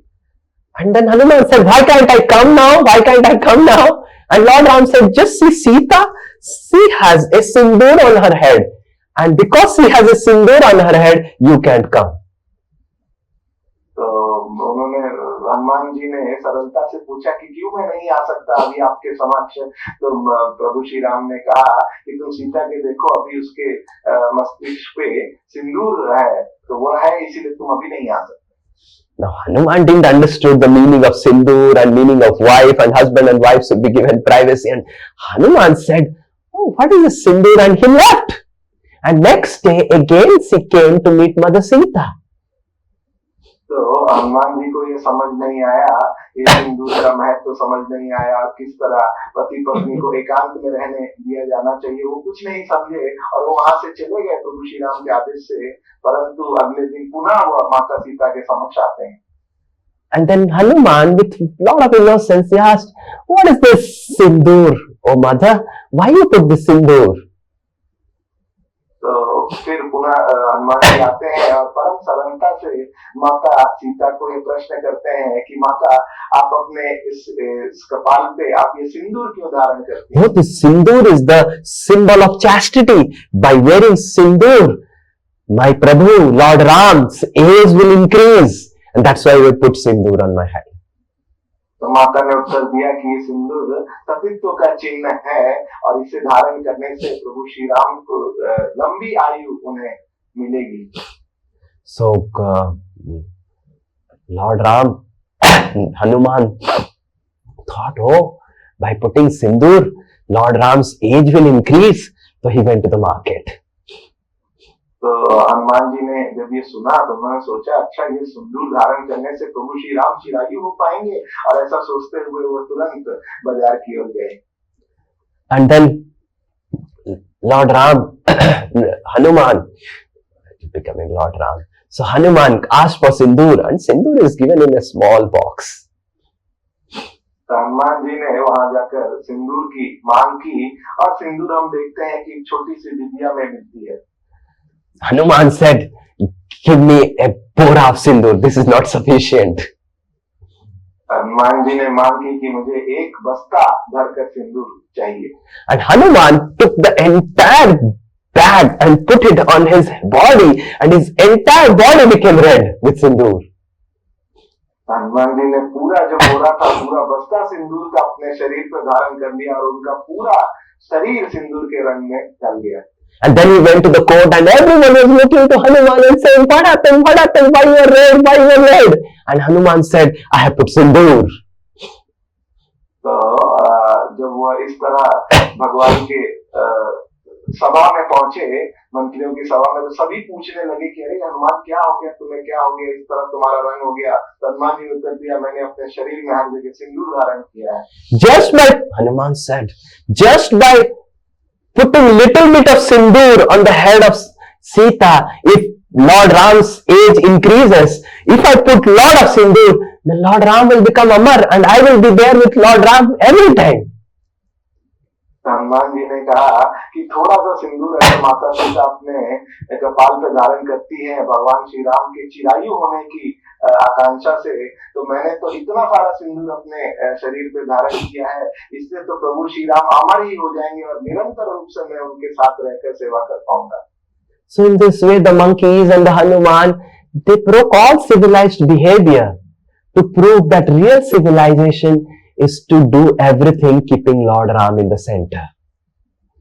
तो इस तरह हम देखते हैं कि वानर जो है हनुमान जी की तरह उन्होंने सभ्य आचरण के सभी कई सिद्धांतों का उल्लंघन किया, हमें ये सिखाने के लिए कि परम सभ्य आचरण ये है कि किस तरह हर कार्य को प्रभु श्री राम को अपने जीवन के मध्य में रखकर किया जाए।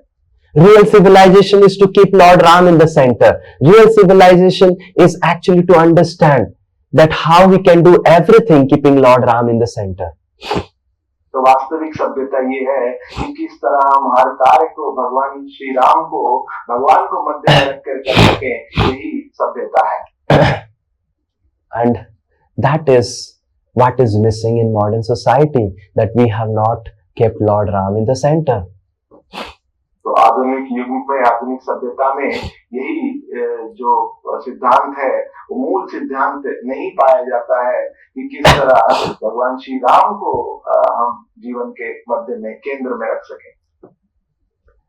The last personality is Kevat, the boatman. और अंतिम पात्र है जिसकी हम चर्चा करेंगे वो है केवट, जो Now the boatman was the most uneducated fellow. He is most simple and most uneducated. और ये जो नाव चालक थे वो सबसे सरल और अशिक्षित व्यक्ति थे। When Lord Ram was going with Guha and wanted to cross the Ganga, Guha called this Kevat and said, "Kevat, you come and make Lord Ram cross Ganga."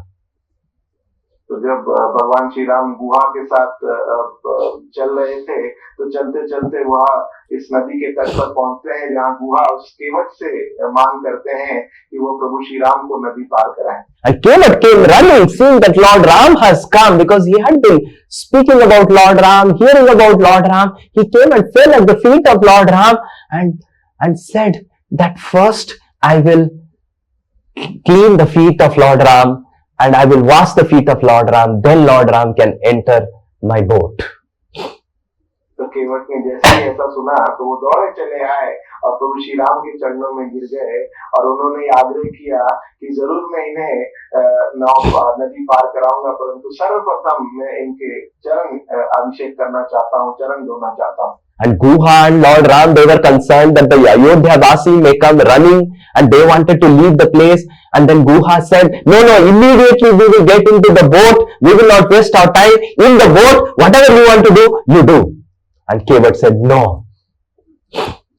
तो गुहा और प्रभु श्री राम चिंतित थे क्योंकि उन्हें लग रहा था कभी भी अयोध्या वासी पीछे से पहुंच सकते हैं प्रभु श्री राम की खोज में, और गुहा ने कहा कि तुरंत पहले तुम उन्हें नदी पार कराना चालू करो और नाव में बैठने के बाद तुम कुछ भी कर सकते हो, परंतु गुहा ने सीधा इसे मना कर दिया। And Guha was not at all ready for hearing no, because he was the king, and he said, why you cannot do it? And Kevat said, please hear my proposal. तो गुहा को ये मना सुनने जो केवट ने मना किया, ये उसकी अपेक्षा नहीं थी। तो गुहा ने प्रश्न किया, क्यों तुम प्रभु श्री राम को नदी पार नहीं करा रहे हो अभी तुरंत? और केवट ने कहा कि आप मेरा प्रस्ताव सुनिए। Kevat said, I am a very poor man and I have one wife and 2 children, and this my boat is the only means by which I maintain my family.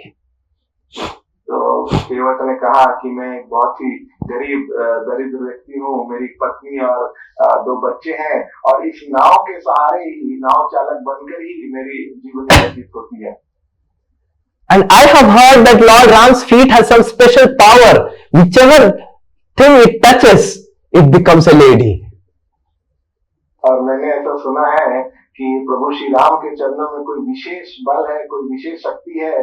जिस भी चीज को वह स्पर्श कर देते हैं, पत्थर को, तो वह एक कन्या के रूप में परिवर्तित हो जाती है। And I have one wife and I am struggling to maintain one wife. If Lord Ram's feet touches this boat, it has so many wooden planks, and if everyone becomes one lady, how will I maintain the family? That's what I was thinking. तो बोला, मैं तो गरीब हूँ, मेरी एक पत्नी है, और मेरी भी चिंता हो रही है कि अगर इनके चरण मेरे नाव पे पड़ते हैं जिसमें कितनी सारी लकड़ियां हैं, और वो लकड़ियां अगर लड़कियों में परिवर्तित हो जाती हैं, तो मैं कैसे उनका पालन पोषण करूंगा? So I want to clean the feet of the Lord Ram and put it on my hand and see that nothing is happening, and then Lord Ram can enter the boat. तो मैं प्रभु श्री राम का चरण अभिषेक करना चाहता हूँ, उन्हें धोकर अपने स्वयं के हाथों में रखकर देखना चाहता हूँ कि ऐसा कोई परिवर्तन जो है मेरी नाव में नहीं होगा। And Lord Ram smiled, Guha smiled, and then Lord Ram sewed his feet, and Kevat washed the feet and took the charan and put it on his head and put everywhere, and put it on his now on his boat to see that nothing is happening, and then Kevat was happy and peaceful. इस तरह का प्रस्ताव सुनकर प्रभु श्री राम और गुहा दोनों के मुख पर मुस्कान आई, और इसके बाद केवट ने प्रभु श्री राम का चरण अभिषेक किया, उसे धोकर उस जल को अपने ऊपर छिड़का और नाव के ऊपर छिड़क के भी परीक्षण किया कि कोई परिवर्तन इस तरह नहीं हो रहा है। फिर वह प्रभु श्री राम को नाव में उसने प्रवेश किया। And then Lord Ram went to the other side, and Kevat was so happy. And when Lord Ram got down, he looked at Mother Sita, and just by the vision of Lord Ram, Mother Sita understood that she has to give something, and Mother Sita took out a ring that she was wearing and gave it to Lord Ram. तो जब इस तरह केवट ने अब नदी पार कराई प्रभु श्री राम को, और उस ओर पहुंचते ही प्रभु श्री राम ने इशारा मात्र किया माता सीता के प्रति, और तुरंत माता सीता समझ गई, और तुरंत उन्होंने अपनी एक अंगूठी उतार कर प्रभु श्री राम को दी केवट को देने के लिए। And Lord Ram gave that ring to Kevat for the service he did, and Kevat said, no, I cannot accept anything, I cannot accept anything. And Lord Ram said, I am not a Brahmana, I am a Kshatriya, I should give whenever I take any service from anyone, I am a Grihastha. तो इस तरह प्रभु श्री राम ने वह अंगूठी केवट को देने का प्रयास किया उनकी सेवा के लिए, और तुरंत केवट ने मना कर दिया, नहीं, मुझे कुछ भी नहीं चाहिए प्रभु। तो प्रभु ने कहा कि मैं एक क्षत्रिय हूँ, मैं कोई ब्राह्मण सन्यासी नहीं हूँ, मैं इस तरह किसी से सेवा नहीं ले सकता, मुझे तुम्हें कुछ उपहार देना जरूरी है। I will be in debt if I don't give you anything. And Kevat said, you will not be in debt. प्रभु ने कहा कि मैं ऋणी हो जाऊंगा अगर मैं तुम्हारी सेवा के लिए तुम्हें कुछ नहीं देता हूँ, और केवट ने कहा, नहीं प्रभु, आप ऋणी नहीं होंगे।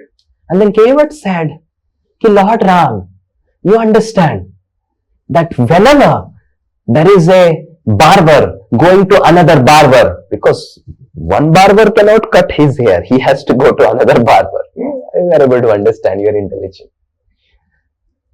तो केवट ने कहा कि प्रभु आप ये समझिए कि एक नाई जो होता है वो स्वयं तो अपने बाल नहीं काट सकता है, परंतु वो दूसरे नाई के पास जाता है अपने बाल कटवाने। And he doesn't take anything in return from that barber because he knows that this barber will come and cut his hair through me.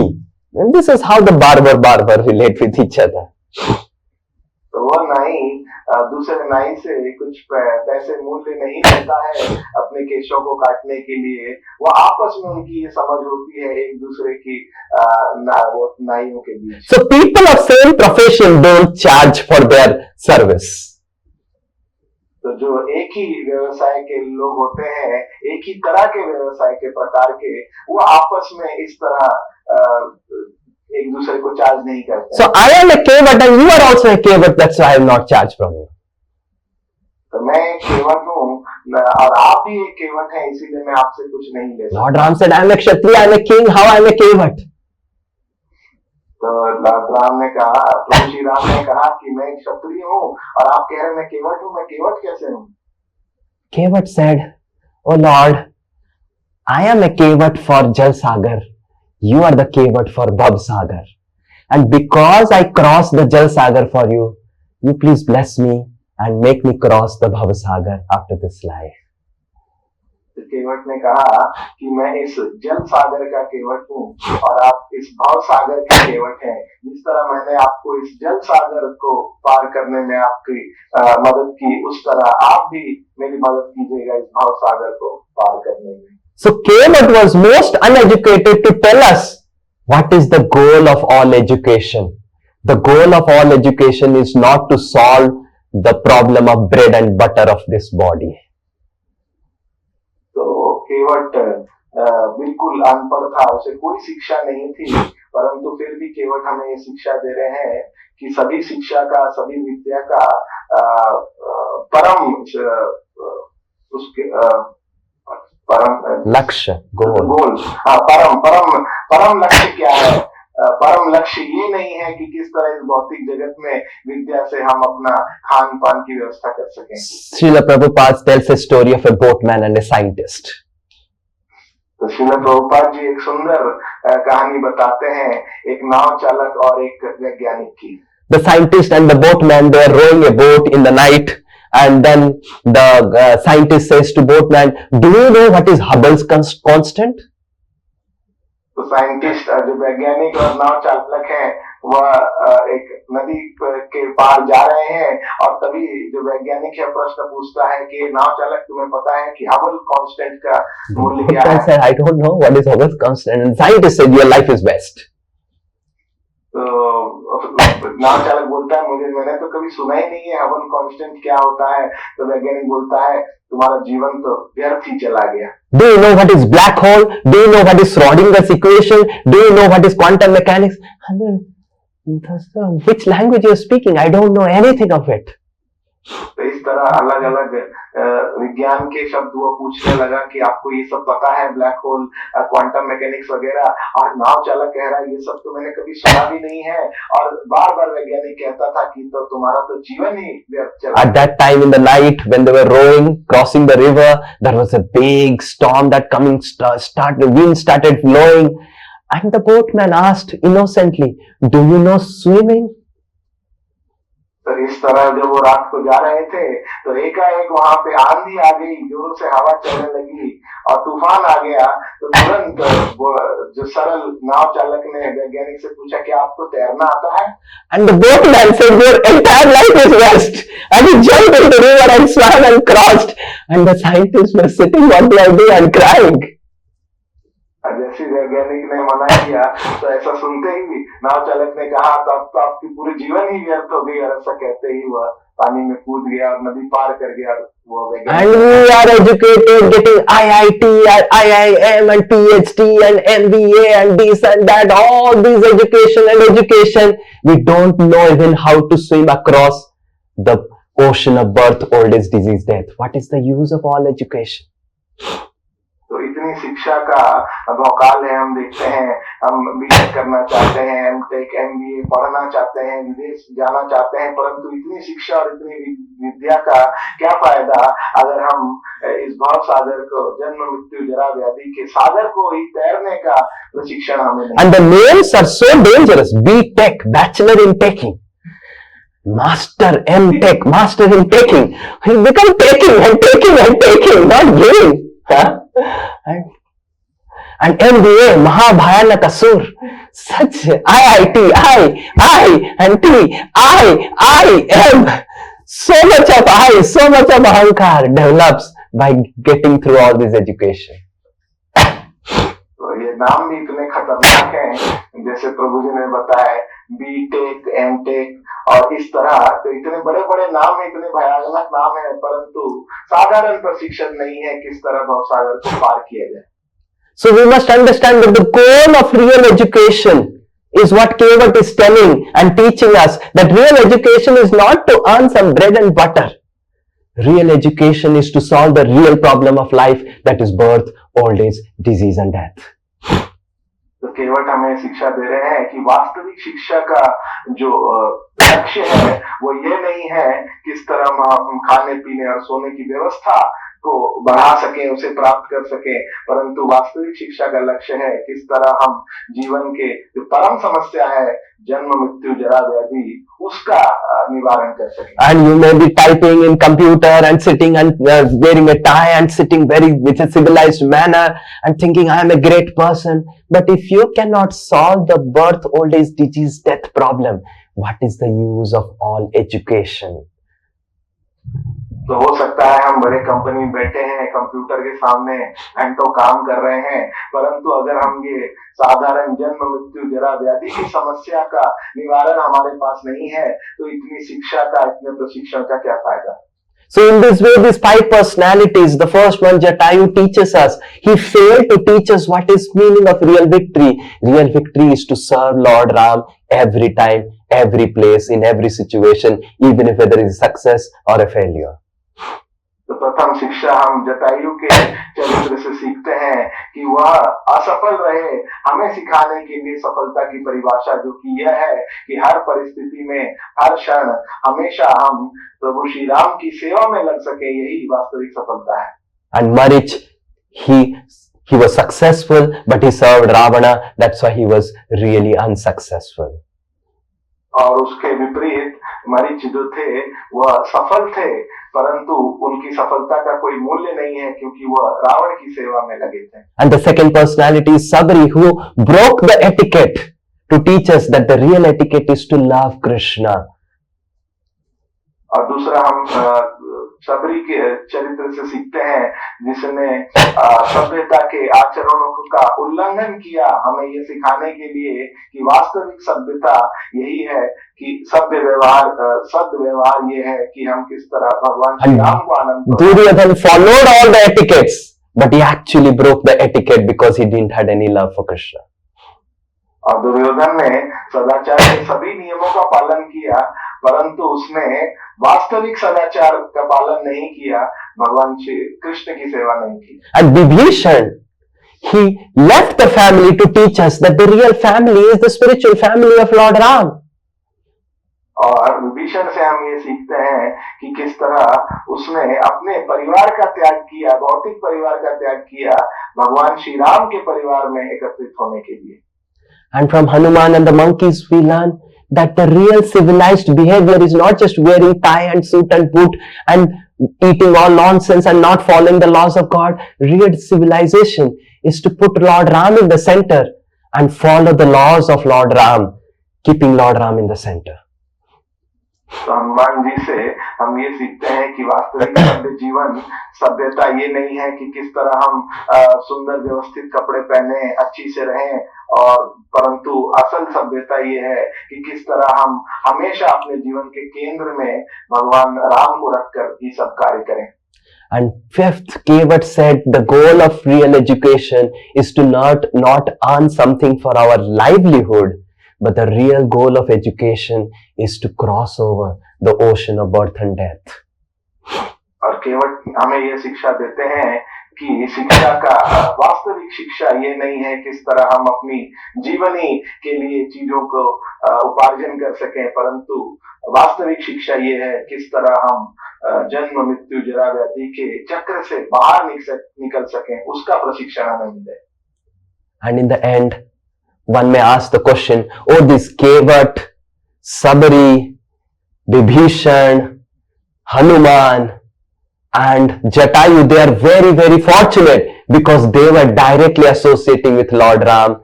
And I am unfortunate, I am not associating with Lord Ram, and that's why it is very difficult for me to follow all these personalities.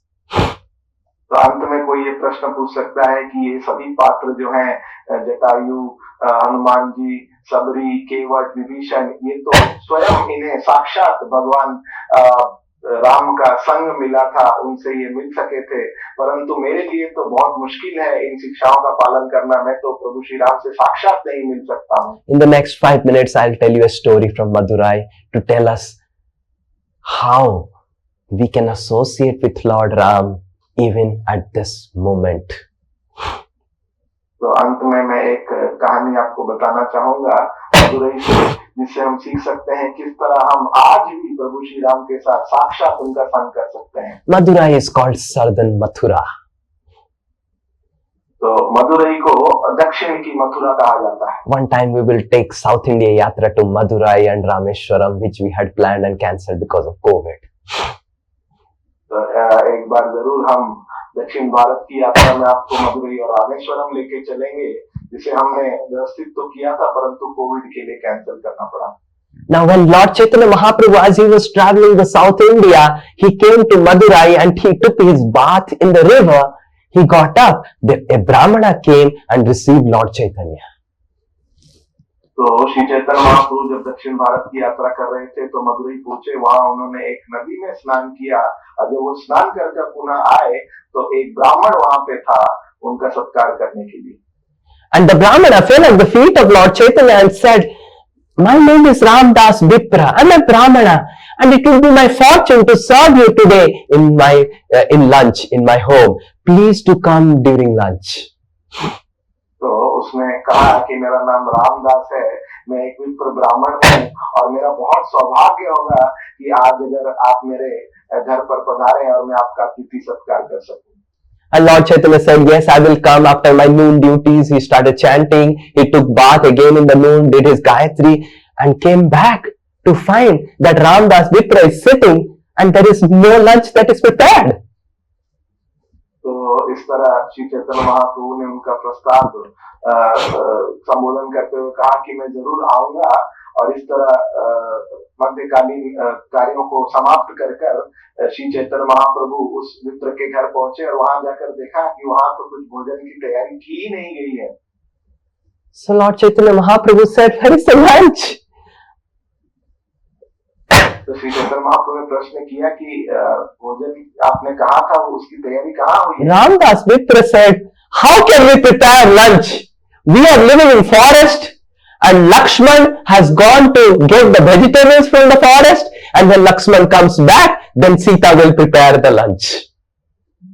Ramdas विप्र ने कहा कि किस तरह हम भोजन की तैयारी कर सकते हैं, आप कह रहे हैं हम तो इस तरह के वन में रह रहे हैं और लक्ष्मण जी गए हैं कुछ कंदमूल फल लाने, और जब वो ला पाएंगे तो उसके बाद ही माता सीता कुछ भोजन तैयार कर सकेंगी। Lord Chaitanya was very pleased with this answer and said, but I want to eat some lunch, I am your guest, prepare something. And immediately the Brahmana came out of his consciousness and then understood his mistake and started preparing lunch for Lord Chaitanya.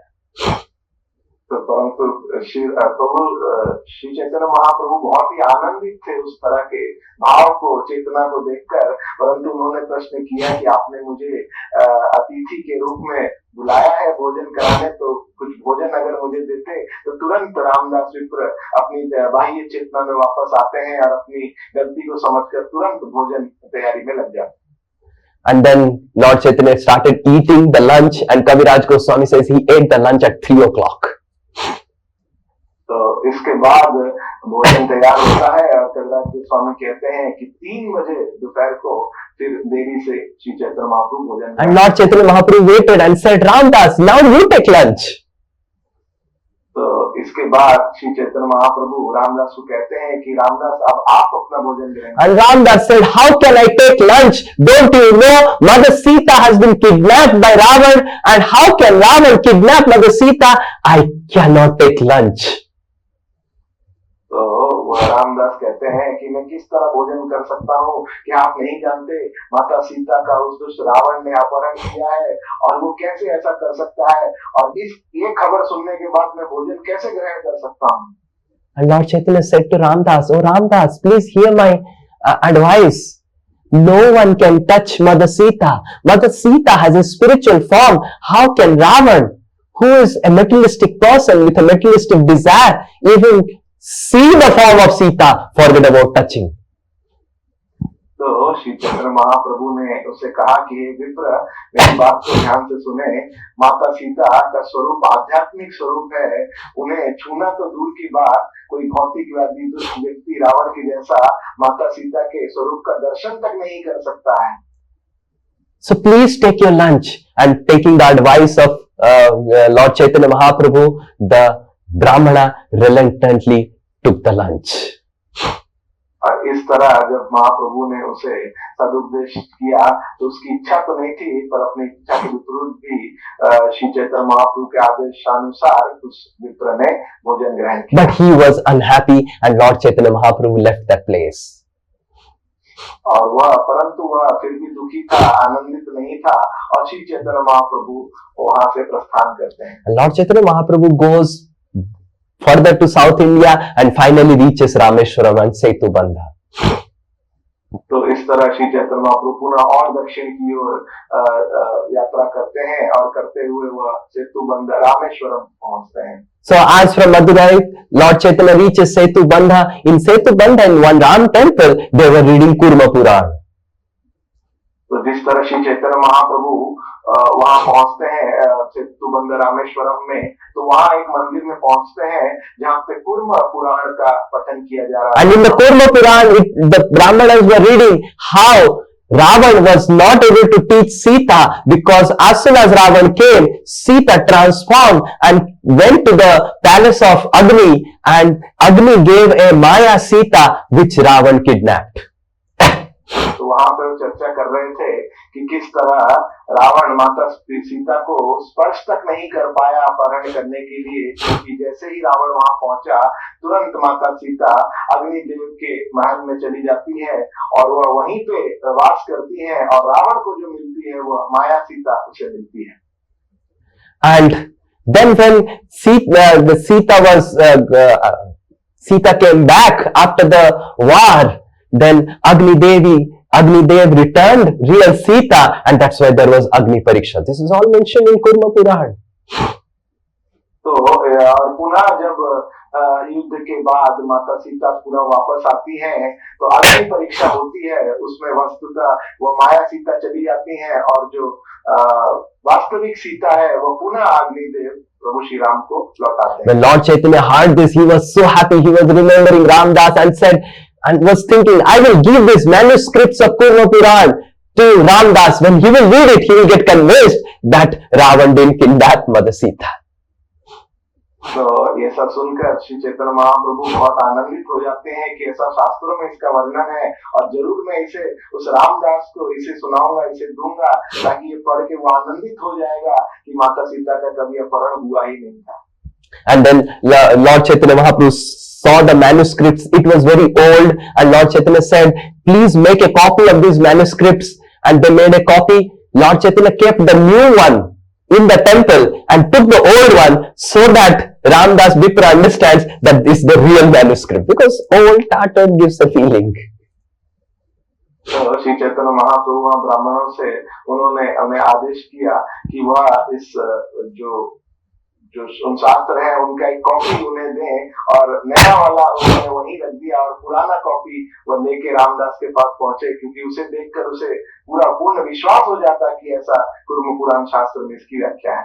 And then Lord Chaitanya, when he came back, finally again he reached Madurai and he gave this to Ramdas. And he was so happy. He fell down at the feet of Lord Chaitanya and said, "You are actually Lord Ram." तो पुनः रामेश्वरम से वापस जब वो मदुरई आते हैं तो उन्होंने रामदास को यह उस पुराण की कॉपी दी और वो पढ़ते ही वो आनंदित हो जाते हैं और इस निश्चय पर पहुंचते हैं कि आप स्वयं प्रभु श्री राम हैं. So we must understand from the life of Ramdas that though we are not associating with Lord Ram, but we can associate with Lord Ram provided we hear the pastimes of Lord Ram and chant the names of Lord Ram with intensity like this Ramdas Vipra. हमें ये समझना चाहिए रामदास विप्र के जीवन से कि भले ही हम श्री राम के समक्ष अभी नहीं है, परंतु हम वास्तविक रूप से श्री राम का संग कर सकते हैं अगर हम हृदय पूर्वक उनका नाम जप करते हैं, उनकी लीलाओं का श्रवण करते हैं श्रद्धा के साथ. And more we are intense in our hearing about the pastimes of Lord, chanting the names of the Lord. More and more we are attentive, more and more we can access Lord Ram and Lord Krishna in our life. तो जितना हम ध्यान पूर्वक भगवान का नाम लेते हैं, उनकी लीलाओं का श्रवण करते हैं, जिस तीव्रता से प्रगाढ़ रूप से उनकी सेवा करने का प्रयास करते हैं, उतना ज्यादा हम उनका वास्तविक संग अपने जीवन में महसूस कर सकेंगे. So this is the essential principle of today, that we can pray that, "Oh Lord, please help me to develop taste for your holy name and develop taste for your pastimes." तो ये सबसे मुख्य सिद्धांत है जिसके लिए हम भगवान से प्रार्थना कर सकते हैं कि हे भगवान, आप मुझे शक्ति दीजिए, कृपा कीजिए कि मैं रुचि जागृत कर सकूं अपने मन में आपके नामों के प्रति और आपकी लीला श्रवण के प्रति. Ramdas Vipra of the South India, Madurai, he is not among the characters of Ramayana. तो रामदास विप्र जो दक्षिण भारत के एक ब्राह्मण है, वो तो रामायण के स्वयं कोई पात्र नहीं है. But he was within Ramayana constantly, and because he was within Ramayana, he was also a character in Ramayana. परंतु अपनी चेतना के कारण वो हमेशा रामायण के मध्यतर में ही थे, रामायण की लीलाओं में ही वह थे और इसीलिए उन्हें भी रामायण के पात्र ही लगता है. And Duryodhan, Karna, Dusasan, they were with Krishna, they were within the pages of Krishna's pastimes, but they were against Krishna. और हम देख सकते हैं कि दुर्योधन, कर्ण, ये श्री कृष्ण के समक्ष ही थे, उनके लीलाओं में भाग ले रहे थे, परंतु क्योंकि वो भगवान कृष्ण के विमुख थे तो वह उसके पात्र नहीं थे, ऐसा समझा जा सकता है. So externally we may be a part of Krishna Leela, Ram Leela, but we may be against Lord Ram like Ravan, and we may be against like Lord Krishna like Duryodhan, Dusasan. तो बाह्य रूप से हम हो सकता है भगवान की लीलाओं में हम वहाँ प्रस्तुत हैं, परंतु हम भगवान के अगर विमुख हैं, जिस तरह रामायण में रावण या फिर कृष्ण लीला में दुर्योधन, तो हम उस लीला के पात्र नहीं हैं. But essentially we right now we have the opportunity to become a part of Lord Ram's pastime, Lord Krishna's pastimes. More and more we read them with attention and absorption, we chant them his names with attention and absorption, and we really meditate how we can go back to Godhead and enter these pastimes. तो वस्तुतः हम भी भगवान के लीला में संगी हो सकते हैं, पात्र बन सकते हैं, जितनी ज्यादा तीव्रता और ध्यान के साथ हम भगवान के नामों का उच्चारण करते हैं और हृदय पूर्वक श्रद्धा पूर्वक उनकी लीलाओं का श्रवण करते हैं, तो हम भी भगवान श्री कृष्ण की लीला में भागीदार बन सकते हैं. And that is the real goal of life, to get absorbed in chanting Lord Ram's names, to get absorbed in hearing the pastimes of Lord Ram. And that is the goal of human form of life. We have got the human form of life to do this. तो हमें समझना चाहिए कि लक्ष्य इस मनुष्य जीवन का यही है और मकसद इस मनुष्य जीवन का यही है कि किस तरह हम मग्न हो सके भगवान की नामों के उच्चारण में, भगवान की लीला श्रवण में। यही मनुष्य जीवन का परम लक्ष्य है। So in this Ram Navami, I beg to each one of you to really become absorbed in chanting and hearing Lord Ram's and Lord Krishna's pastimes. तो इस रामनवमी के महामहोत्सव के अवसर में मैं निवेदन करता हूं कि आप सब ये प्रयास करें कि किस तरह हम ज्यादा से ज्यादा मग्न हो सकें भगवान श्री कृष्ण के, भगवान श्री राम के नामों के उच्चारण में और उनकी लीला के कथा श्रवण। Don't waste your human form of life in this futile, useless pleasures of this world, which will end you in giving another body in the next life. तो कृपा करके अपना ये जो बहुमूल्य मनुष्य जीवन है इसे व्यर्थ ना करें इन तृप्ति के प्रयासों में, जो कि क्षणिक है, क्षणभंगुर है और जो जरूर हमें फिर से एक देह की प्राप्ति करवाएंगे।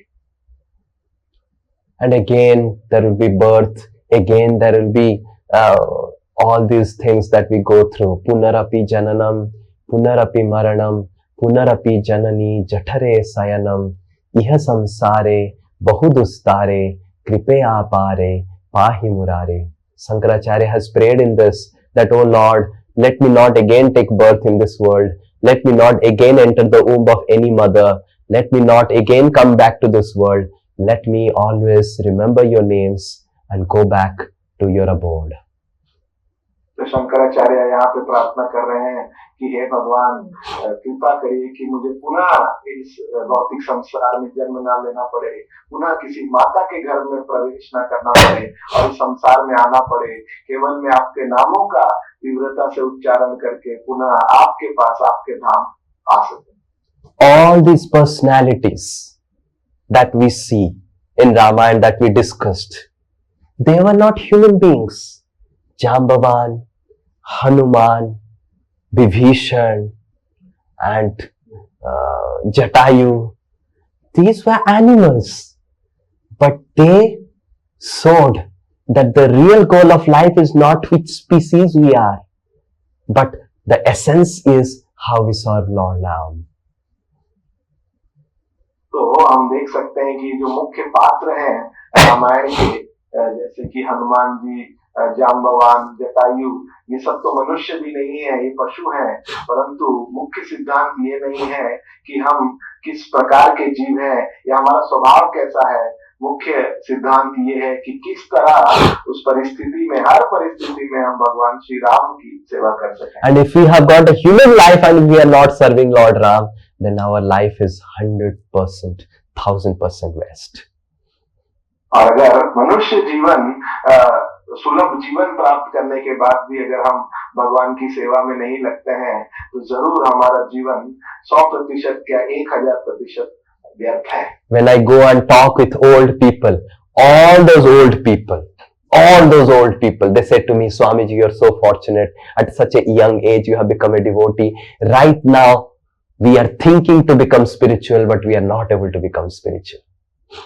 तो मैं कितने वृद्ध व्यक्तियों से मिलता हूँ और हमेशा उनसे सुनकर, उनसे मिलकर यही वह कहते हैं कि स्वामी जी आप कितने भाग्यवान हैं कि इस युवक अवस्था में ही आप भगवान की भक्ति को आपने ग्रहण किया है, परंतु हम तो इतने वृद्ध हो गए हैं, अभी भी सोच ही रहे हैं किस तरह भगवान के भजन में लग सके, परंतु लग नहीं पा रहे हैं। And when I meet young boys and young girls, they say, Swamiji, this is not the time that you should practice Krishna consciousness. We should do it when we become old. और जब मैं नव युवक और युवतियों से मिलता हूँ तो वो मुझसे कहते हैं कि स्वामी जी ये तो समय नहीं है कि भक्ति और भजन में लगने का, ये सब तो बुढ़ापे का काम है। All cheating in this world, all cheating in this world. And more, so people are thinking they are cheating, the swamis and sadhus, they are cheating, but actually they are getting cheated by the illusory energy of the Lord. तो इस तरह के अलग अलग तर्क देकर वो सोचते हैं कि वो हमें, साधुओं को, महात्माओं को मूर्ख बना सकते हैं, उन्हें धोखा दे सकते हैं, परंतु धोखा वह स्वयं उनके साथ हो रहा है जो कि भौतिक शक्ति है जो उनके साथ कर रही है, माया शक्ति। So let's not cheat yourself. I request each one of you to really take this life very seriously, this human form of life. And out of great fortune, you have come in touch with Srila Prabhupada. You have come in touch with the real teachings of Krishna and Lord Ram. Accept them wholeheartedly.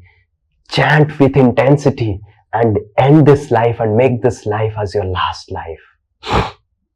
तो मैं सबसे निवेदन करता हूँ कि स्वयं के साथ अपने जीवन में धोखा ना करें और अपने इस परम सौभाग्य को समझें कि किस तरह आपको श्री राम की और श्री कृष्ण की वास्तविक शिक्षाओं के संस्पर्श में आप आ सके हैं श्रील प्रभुपाद की कृपा से।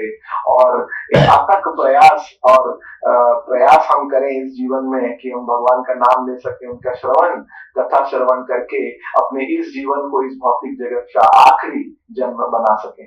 And even if we are not successful externally, if we have just successfully endeavored by sincerely chanting and hearing and with absorption, Lord Ram, Lord Krishna will come in the end of our life and take us back to Godhead. इस तरह का प्रयास करने के बाद भी अगर हम असफल होते हैं, परंतु हमने अथक प्रयास किया है, तीव्रता से प्रयास किया है भगवान की भक्ति करने का, तो जरूर श्री कृष्ण श्री राम जीवन के अंत में आकर हमें निवारण करेंगे।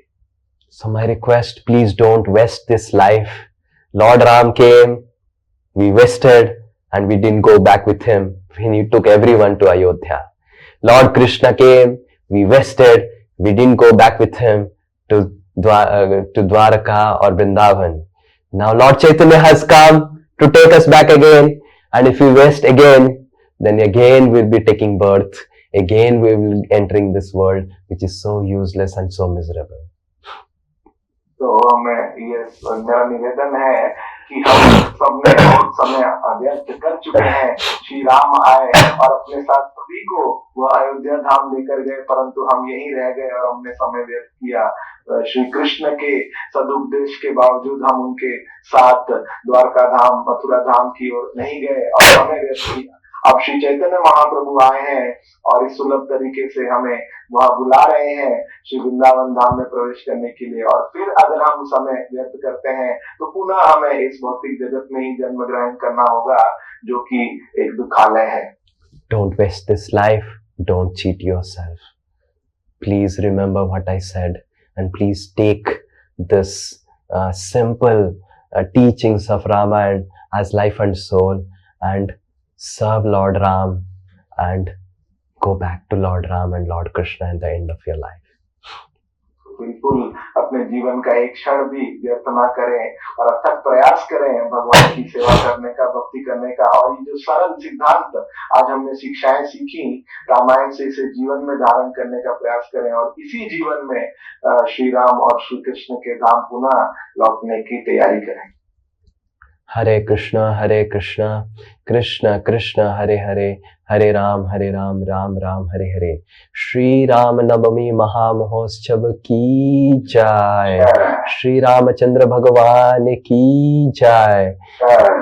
राम दरबार की जय, रामचंद्र के जितने सारे पार्षदों की जय, समवेत गौर भक्त वृंद की जय, श्रील प्रभुपाद की जय, निताय गौर प्रेमानंदे।